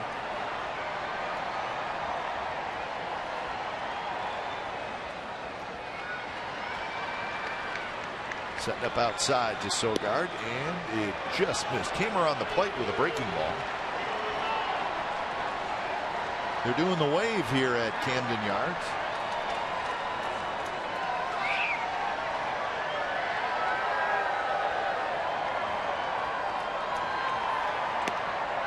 So now full count. 3 walks, 3 strikeouts for Gonzalez so far. The 3 walks came in session in the 5th inning. Burns, Cannon, and Reddick. And Eric Sogard looking for his 3rd hit. So got a curveball 3-2 or 2-2. Lowering a cutter on 3-2. See what Sogard gets on 3-2. What do you think? Let's make a prediction. Curveball. He may go curveball back door. He tried it and just missed, and he may get the call on 3-2. And Sogard usually does a good job of protecting. That's a curveball. And there it was, and it's lofted down the right field line, well back into the seats. That time it looked like Clevenger called a fastball, and Gonzalez shook to the curve. You know, that's something that you definitely think about as a hitter. And I think a lot of times you can not necessarily scout the pitcher, but scout the catcher. What does a catcher do in certain situations? Shook off fastball. It's going to the changeup. He shook off fastball in and fastball away to throw the changeup. He got him. So Miguel Gonzalez strikes out the side here in the 6th inning, much to the delight of the Oriole fans. 3-2, bottom of the 6th coming up.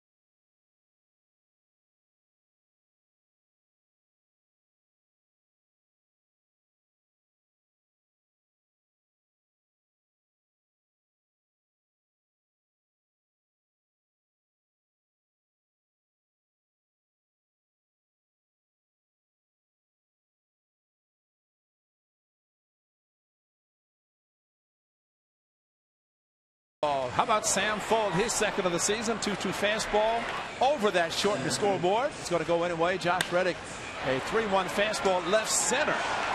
And his home run gave the A's a 3-0 lead. Chris Davis, the 1-2-run shot. And a long one again, 33rd. And it's a 3-2 game. An A's fan hoping that the A's pitchers can hang on as they lead 3-2 in the bottom of the 6th inning. Find out what's possible with AT&T. Call 1-800-PICK-ATT, mobilizing your world. Top of the order for the Orioles. First pitch to Manny Machado is Slider that's outside. Machado has grounded out twice, once into a double play. Parr to follow, and then Jones.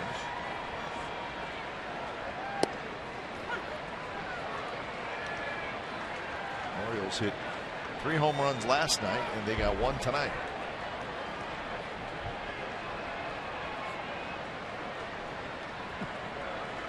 Bassett swatting away something in front of him.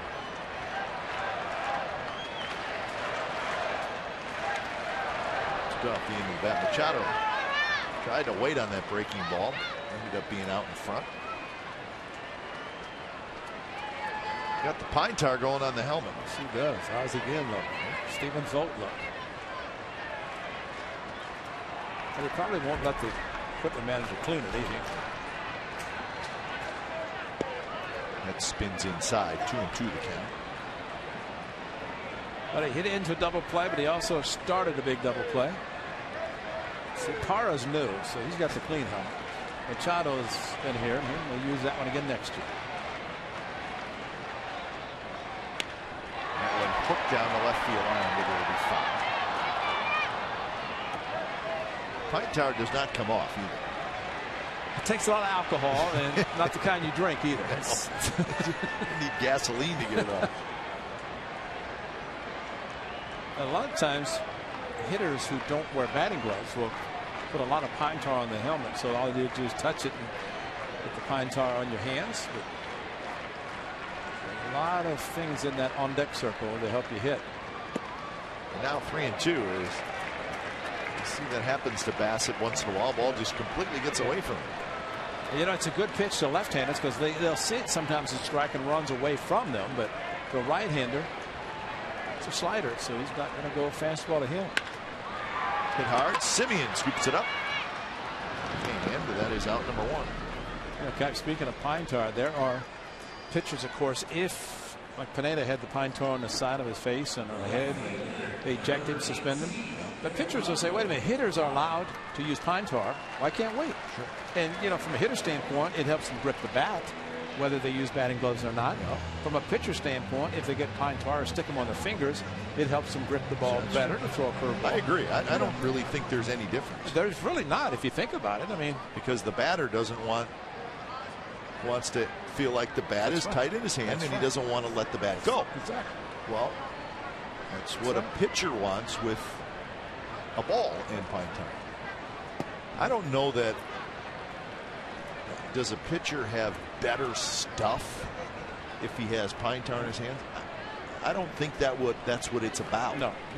And really, I think sometimes the hitter will say, please let the pitcher do that, because if the ball slips out of his hand. No question. I mean, really. I bet most hitters would say, you know what, let the guy use pine tar.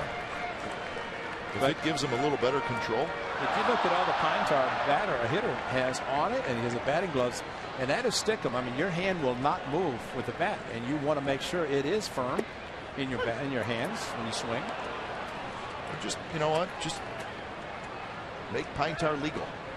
Any other foreign substance illegal. That's true. Yeah. And you can smell pine tar. I mean, you know, right? You know if it's there. And the George Brett home run off Goose Gossage, and the bat was, the home run was disallowed because the pine tar up too high. Come on. Pine tar on a bat's not going to help the ball travel into the seats. Oh, what difference does it make? If you don't make contact like that. Right field, headed for that big wall, and it's gone. And there's a home run because of it. It dropped right on top of that ledge. And another home run for the Orioles. And it's 3-3. And there is a shortened scoreboard. The ball just scooting over right there. It fell right on that ledge. Yep. This is a line drive, and this might have been a single last year, but a shortened scoreboard. And watch how this ball gets right on top and stays right there. Josh Reddick was hoping the ball would come back, but it stayed up high enough. And you push that scoreboard up 10 feet, that's a single. It's off the wall, and Reddick's right there. Yeah. So 2 home runs, 2 runs batted in for Parra. And that's a big one. Ties the game. Here's Adam Jones. Curveball, and Jones out in front.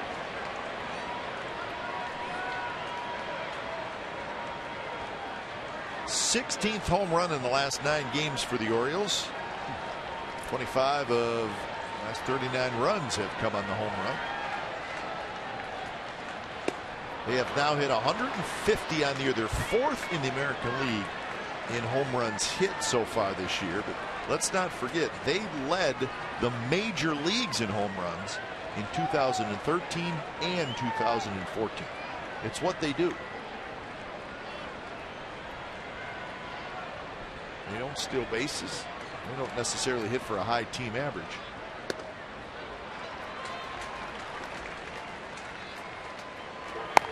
Matt Venditti starts to throw.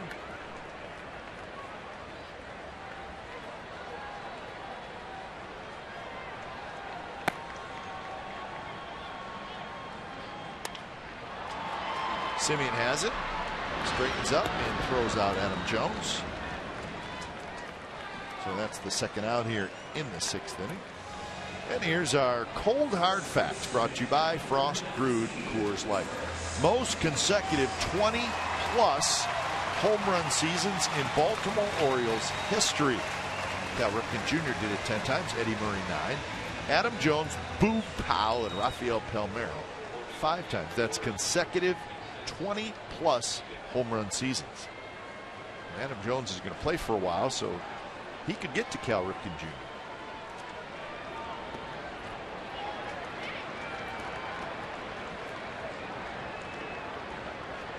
So 1-0 to Chris Davis.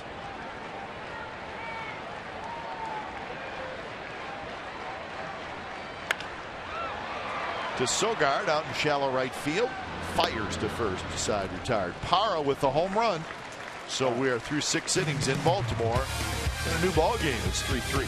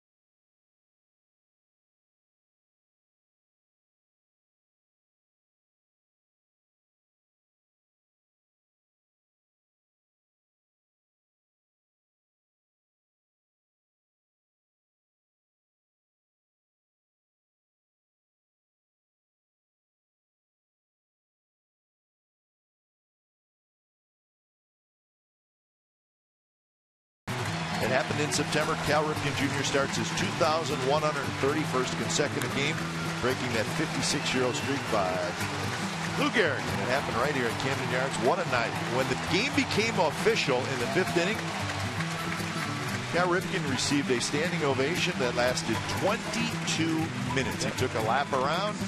It was a terrific moment here in Baltimore, and really a terrific moment for baseball. And when it was all said and done, Ripken played in 2,632 consecutive games. Unbelievable. A record that, I mean, you never say never. You talk to players of today, and they'll say, I'm not going to play. I'm not going to play 20 games in a row, much less 17 consecutive years. And granted, I'm partial to baseball. I think it's the greatest sports record ever. I agree. I mean, and I don't know how. I mean, listen, other people could argue with me, but think about that. Well, how does it come out to? How many straight years? 17. And I think the first 1,000 games he played every inning. And Brett Favre started a whole bunch of games in the NFL, which is a terrific. It's once a week. But it's once a week. And I think tough game, but still once a week. I think the one thing Cal Ripken Jr. said, and he compared it basically to people who work every day for a living. I mean, sure, you get to play a kid's game at this level, and it's great that baseball exists. Everybody loves it. But Cal said, there's no different than somebody getting up every day and going to work. I just did it in baseball. It's incredible. A couple of MVPs. Won the World Series in 1983. He was the MVP that year. But that was the only one he won while he was playing. But they always talked about the Oriole way, and one of the most enjoyable times for Cal Ripken Jr. was when his dad, Cal Ripken, managed, and his brother Billy played alongside him. So you had the father and the two sons playing, or managing, and two playing. And unfortunately, seniors that called him passed away. You know what I like, Ray? The line on the bottom. Yeah. 98.5% of the vote. That means somebody didn't vote for him. Excuse me? You know why? Because there's never been a unanimous. There never will be. And I think, and I agree. I agree with easy. you. But you think about the ones, the Hall of Fame members, and nobody's ever been given 100%. And there always, I agree, but there will always be somebody who will say, "Hey, if Babe Ruth wasn't 100%, or Lou Gehrig, how can anybody else?" But, well, then it was a mistake that Babe Ruth and Lou Gehrig wasn't 100%. I agree. Simeon strikes out. Gonzalez has struck out 4 consecutive hitters. I think it was Rene Gonzalez who wore 88, right? Because he wanted 8, but of course Cal wore 8, and he said, "Well, if I can't have 1, I have 2 8s." Rene Gonzalez.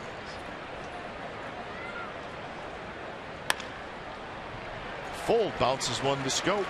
I mean, that's out number 2. But that 83 World Series, that's the only World Series that he played in. Exactly. And he won it. But I've always said, you know, he played shortstop position, which you think about double plays, taking, you know, a ball at second base on a throw from the catcher. The odds and the chances of getting hurt, yet never did. That was the remarkable thing. But I think he had a whole bunch of lines, because there were times when it looked like he could never come back and play, and then all of a sudden he'd show up and he would play. But just a remarkable player. He never, it seemed, tried to protect himself to avoid injury. He kind of thrived on being right in the middle of everything. And he may have known how to avoid an injury, but that's genius. That's it. Right? I mean, give me a guy who stays in the lineup. Machado playing even with the bag, grabs it, and a very good inning for Miguel Gonzalez. He's retired 7 in a row. So 7th inning stretch. Beautiful look at the statue of Cal Ripken Jr. 3-3 game, bottom of the 7th coming up.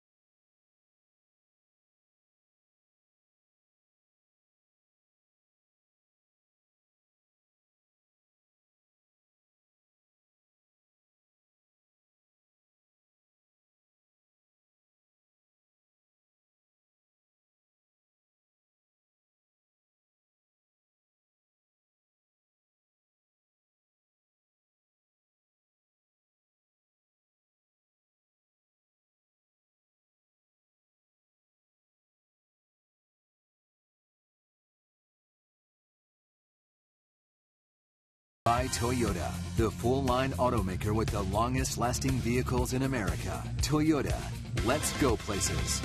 And by Xfinity, home of the most live sports.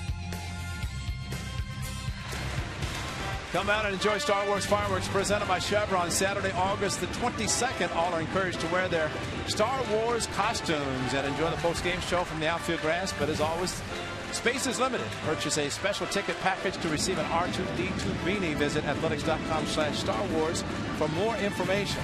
Did you see that shot of Chuck Morgan, a PA announcer in Texas? Yeah, I did. He was dressed as Cotton Eye Joe. Chuck was, but the guy was I saw a Jedi. picture of him dressed in a Star Wars. Yeah, he was Chuck Morgan. Chuck Morgan. He's got Cotton Eye Joe in his hat. Here they have. Thank God I'm a country boy. 7th inning again. Having fun. Sellout crowd that I hear in Baltimore. Well, we've seen some big crowds on this road trip, and that's fun. Good atmosphere in Toronto, and a very good atmosphere as always here in Baltimore.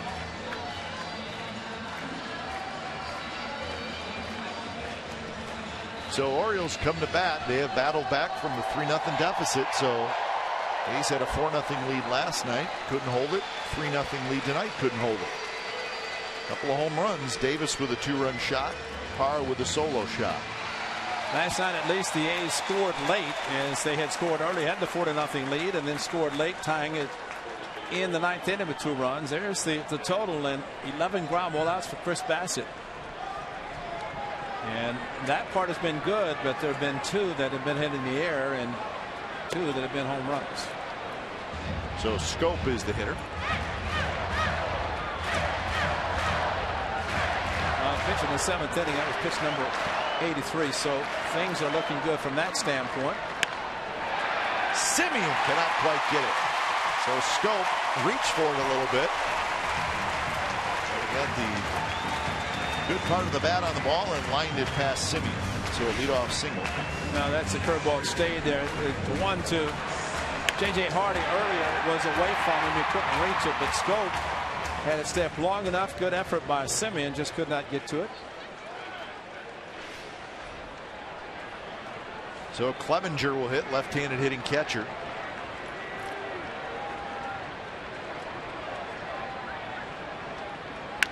And he hits one high, deep down the left field line, into the corner, and he caught it. Scope hustling back to first to throw. Double play. What a double play. Wow. Sensational play by Sam Fuld in the left field corner. I thought it's going to be a home run when he left his bat. Kept slicing. Sam Fuld right into the corner. Very little foul territory. Reached, caught it, and then with Scope rounding second base, had to hurry. Quick throw by Sogard, and there's your 7-4 double play. What a play by Sam Fuld, and then to get the ball back in and get the double play. That's a 3rd double play turned by the A's tonight with Chris Bassett on the mound. That's the first one in the air, and that's a huge double play. So 2 outs thanks to Sam Fuld. The ball would have been foul, but not by much, and it was hit well by Clevenger. Now 0-2 to J.J. Hardy. A Scope thinking this is going to be down on the corner. I'm going to get to third base. I might even score. And there's the mistake when it stopped. And then how quickly the ball got back in. And he was doubled off first base and probably could not believe that it was going to be caught. The scary part with Clevenger, the ball off his bat looked scary going down the line, but a great play by Sam Fuld. 1-2 pitch to the screen.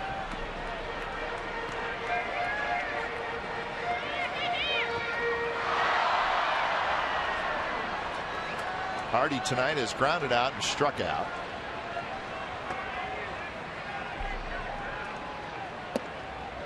Just missed.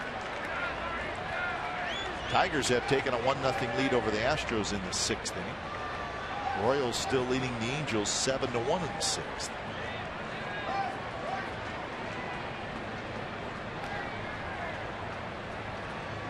Swing and a miss. Good pitch by Bassett. So he gets his 5th strikeout, and that inning belonged to Sam Fuld. Terrific catch in the left field corner, and it led to a double play.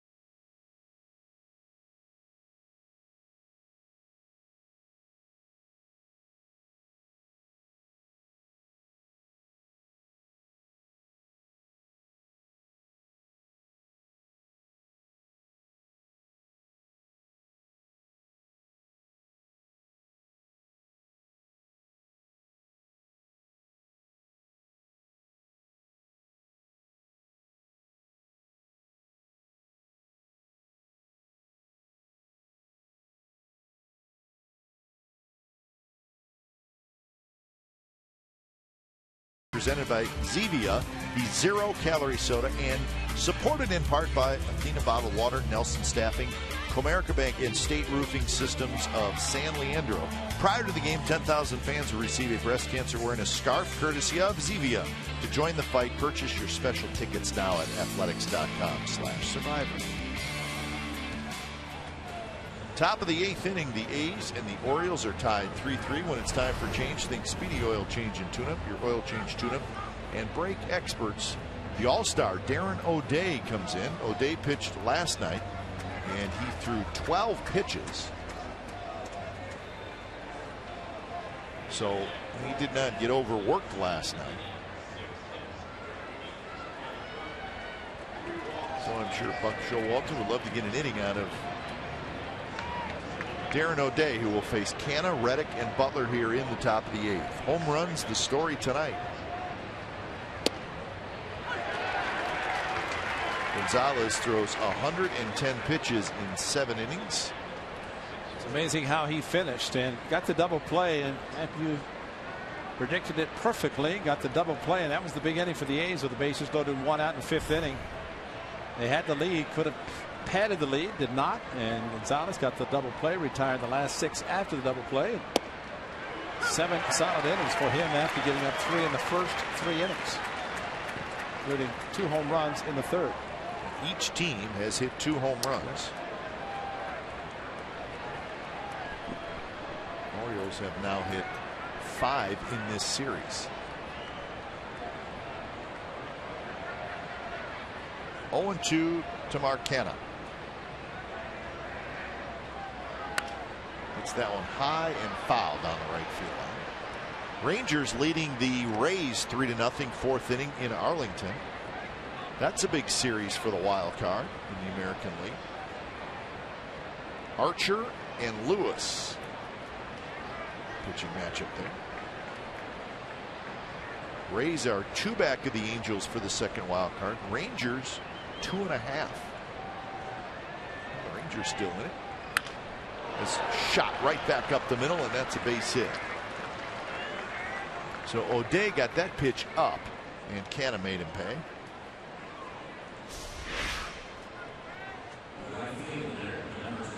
We told you, Brett Lawrie, he's not going to sit still.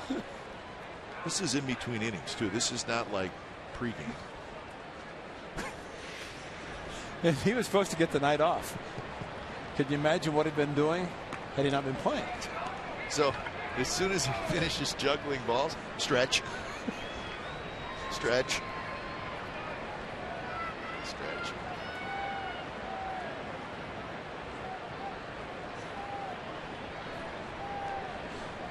Meanwhile, Mark Canna, a very good at bat and very aggressive on the 2-strike pitches from O'Day. 2 of them at 0-2. Wow. Right to Hardy, out at second, out at first. 6-4-3 double play. So double play helped the A's in the bottom of the 7th, hurts the A's in the top of the 8th. Boy, trying to go to left field with the gap, but right to J.J. Hardy, and the sure hands of Hardy to Scope, and a strong throw, and Reddick really hustling down the line. But I mean, amazing it'd be that close. It's still a double play.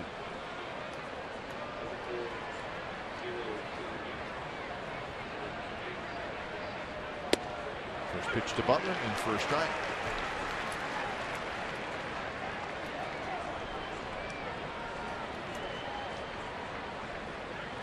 Butler 1 for 3.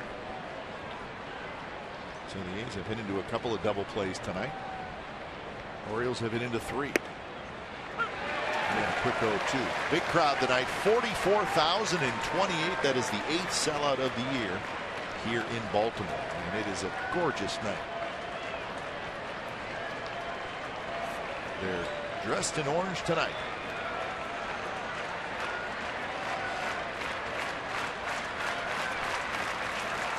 Fastball away, and the count 1-2 to Butler.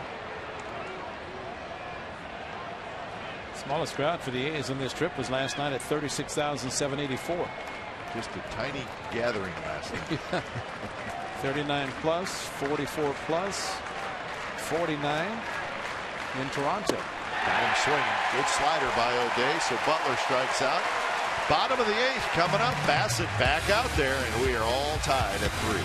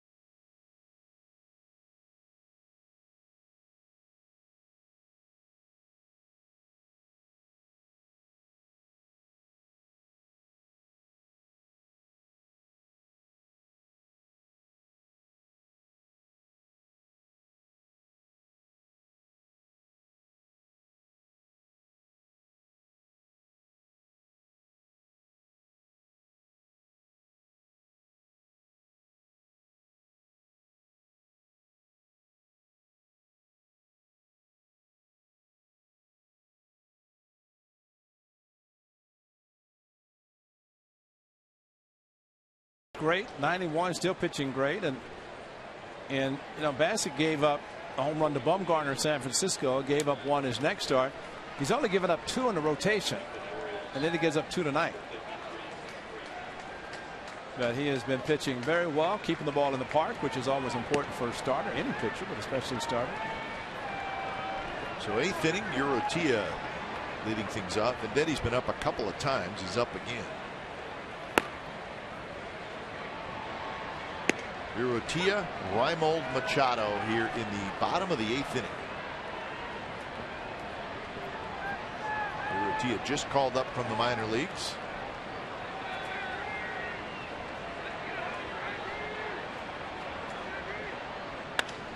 Hits this one high in the air, shallow left. Fold is under it, and Sam Fold makes the catch. 1 away here in the 8th inning. Good breaking ball to the left-hander, and gets another pop-up, another fly ball out, which is very rare for him tonight. That's the closer. That guy was wearing J.J. Hardy's uniform during the pregame workout. By the way, speaking of the workout, amazing. This weather has been very nice here, yet the Orioles are allowed to wear shorts during batting practice.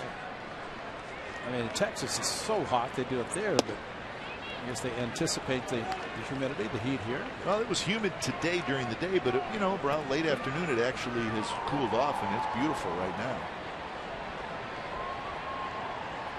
Day game tomorrow will be warm and steamy. Night game on Monday. Be nice and cool. The A's arrive in Oakland about 3 in the morning. Nice weather. Yeah, but we got plenty of time to get ready for Kershaw. Yeah, here's the workout. I mean, that's this is, you know, Diaz, the coach, is fully dressed in his uniform, but the players come out, pitchers, position players come out. And Texas, they do that, but it is smoking hot there. 1 to Reimold. He's got good power. Be careful.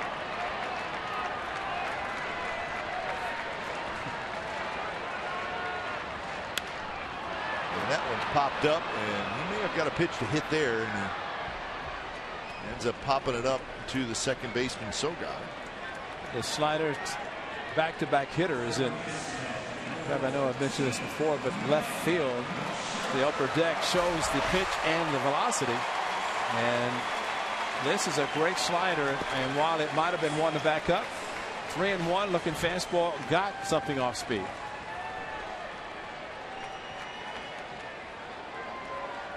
What a performance by Chris Bassett. And that one in for a strike.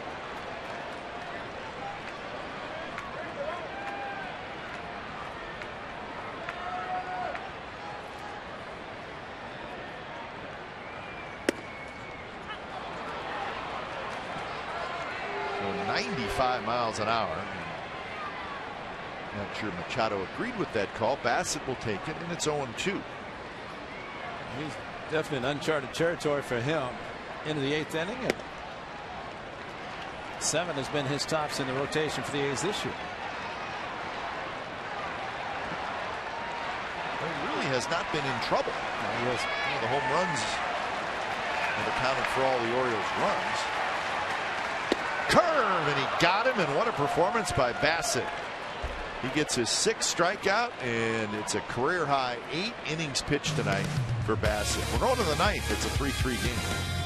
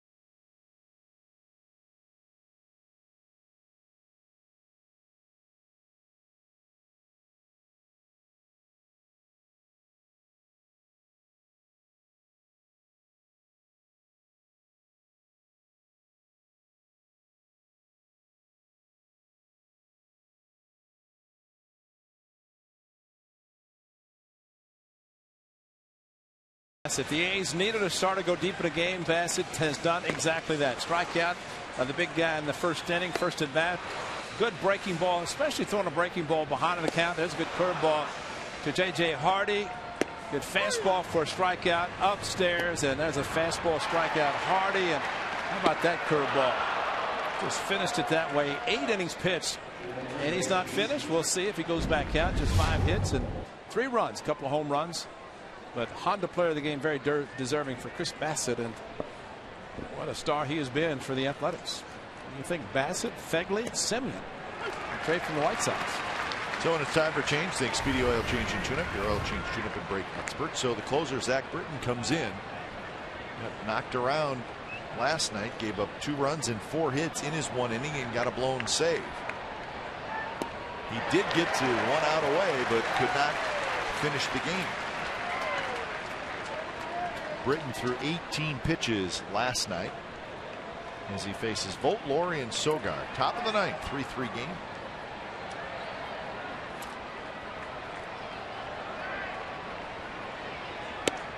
Strike 3 call. So 3 pitches. Vogt strikes out.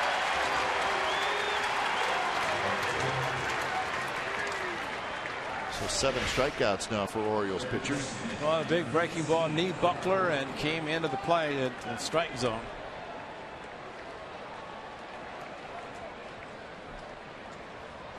So one away for Laurie. Laurie has struck out twice and grounded out. And he bounces one toward the shortstop. Hardy gets a big hop.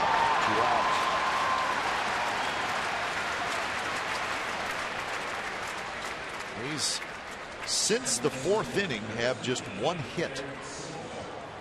Now, they did get the 3 walks in the 5th inning, and as the game rolls on, Ray, that the Billy Butler at bat may be the biggest at bat of the game.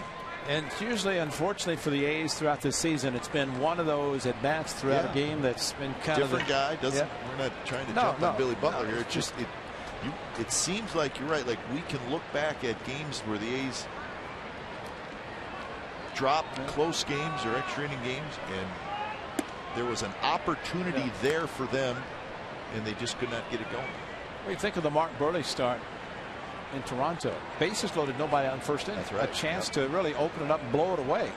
And the A's collectively this year basically have not been able to take a game, an inning, and really make it easy on the pitcher by scoring a lot of runs. So while it's not happened this year, it could before the year is over and go year to year. It could be a big difference next year. Big difference in the way the offense comes out next year.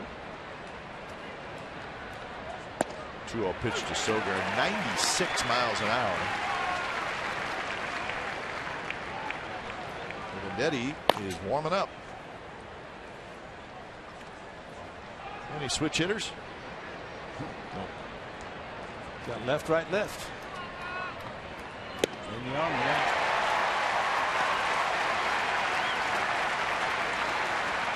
So now 2-2, and this sellout crowd is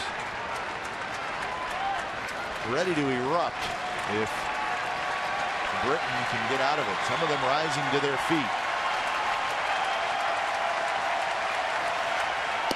Strike 3 call right on the outside corner. So a couple of strikeouts for Britain, and we're going to the bottom of the 9th. We're all tied at 3.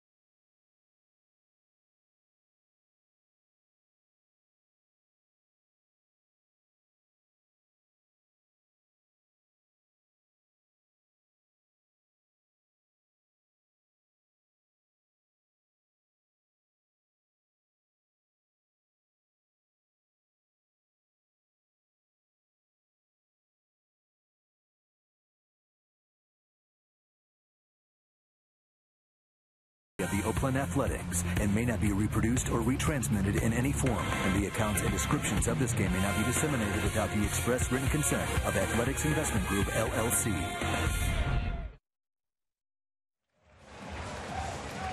So it's the bottom of the 9th, and it's a 3-3 game. And Pat Venditti is on in relief of Chris Bassett. So Bassett very good tonight. He gets a no decision, and there's Pat Venditti when it's time for change. Think Speedy Oil Change and Tune-Up. Your oil change tune-up brake experts. Warming up right-handed, flips it over, warms up left-handed. It's fun stuff. And I tell you what, I mean, you know, it's been interesting to us since we saw him in spring training, but when we come into these ballparks, I mean, the Orioles folks were so excited that Venditti was here. You're right. It's a good story, and right now, forget about the story. He needs to get this game to extra innings. Well, they figure he's got a left-handed hitter in Parra, and then when Jones comes up, he'll switch around and throw right-handed. But a great job by Chris Bassitt. So lefty on lefty here with Parra stepping in. It'll be Parra, Jones, and Davis. So heart of the order. First pitch slider sweeps in there for a strike to Parra. So 103 pitches for Bassitt. He was good. The home run got him. Now walk in 6 strikeouts. Swing and a miss. 70 miles an hour on that slider. Well, that's a couple of good guys in rotation right there. Bassitt tonight. Kendall Raymond will pitch tomorrow.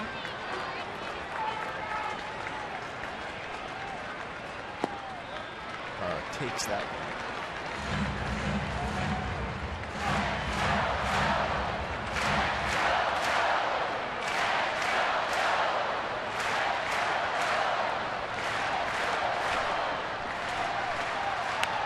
That one hit down the left field line. Fold racing over near the seats, and Sam went up into the seats, couldn't get it.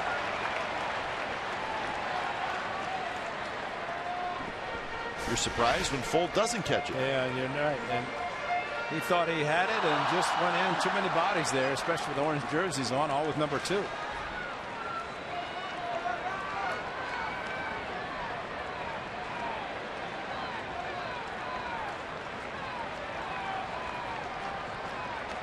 So 1-2. Diddy ahead of the count. And that slider way inside.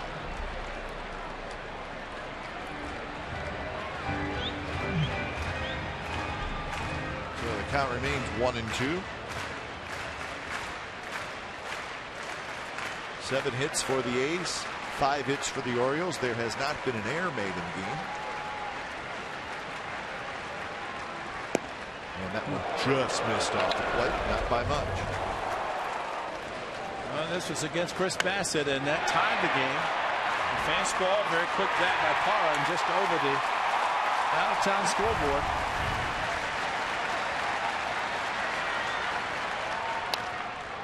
Again, way out in front of the slider is Parra.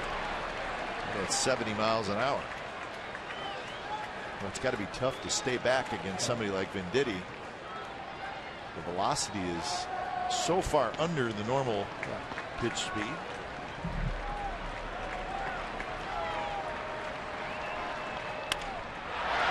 Right field, but in the ballpark. Reddick's there. He's got it. So 1 out. And then he's already flipped his glove around to the left hand. So he will now pitch right-handed. So if there's fans in the stands who don't know the story, and I'm sure there are. Sure. They're saying, wait a minute. What is going on here?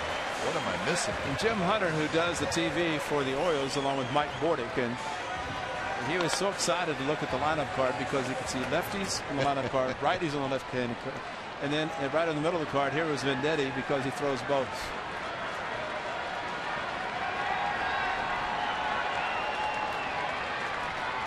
So he'll face Adam Jones, who's 1 for 3. And Jones hits one hard. Laurie hugging the line, gets up, fires across the diamond, 2 outs. And that's what you're supposed to do late in the game. Guard the line, and you know, you give up a hit to the left. Venditti rule. Pitcher must visually indicate to the umpire, batter, and runners which way he will begin pitching to the batter. Engaging the rubber with the glove on the particular hand will be the deciding factor. The batter then can choose which side of the plate he will bat from.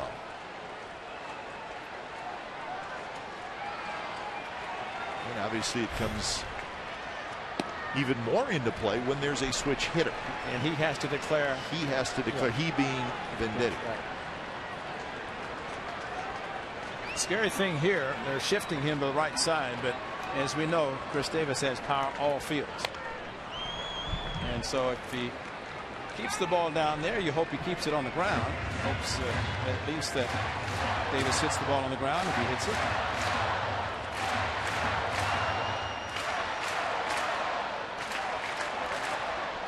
So 1-1 to Davis.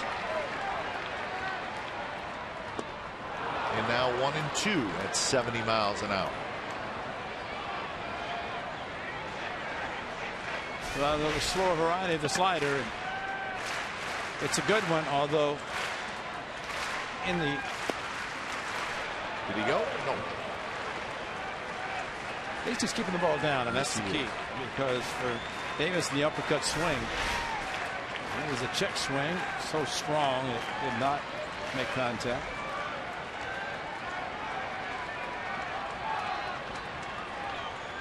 Two pitch. Reached for it high and deep right center field. Reddick's at the wall. Gone. You gotta be kidding me.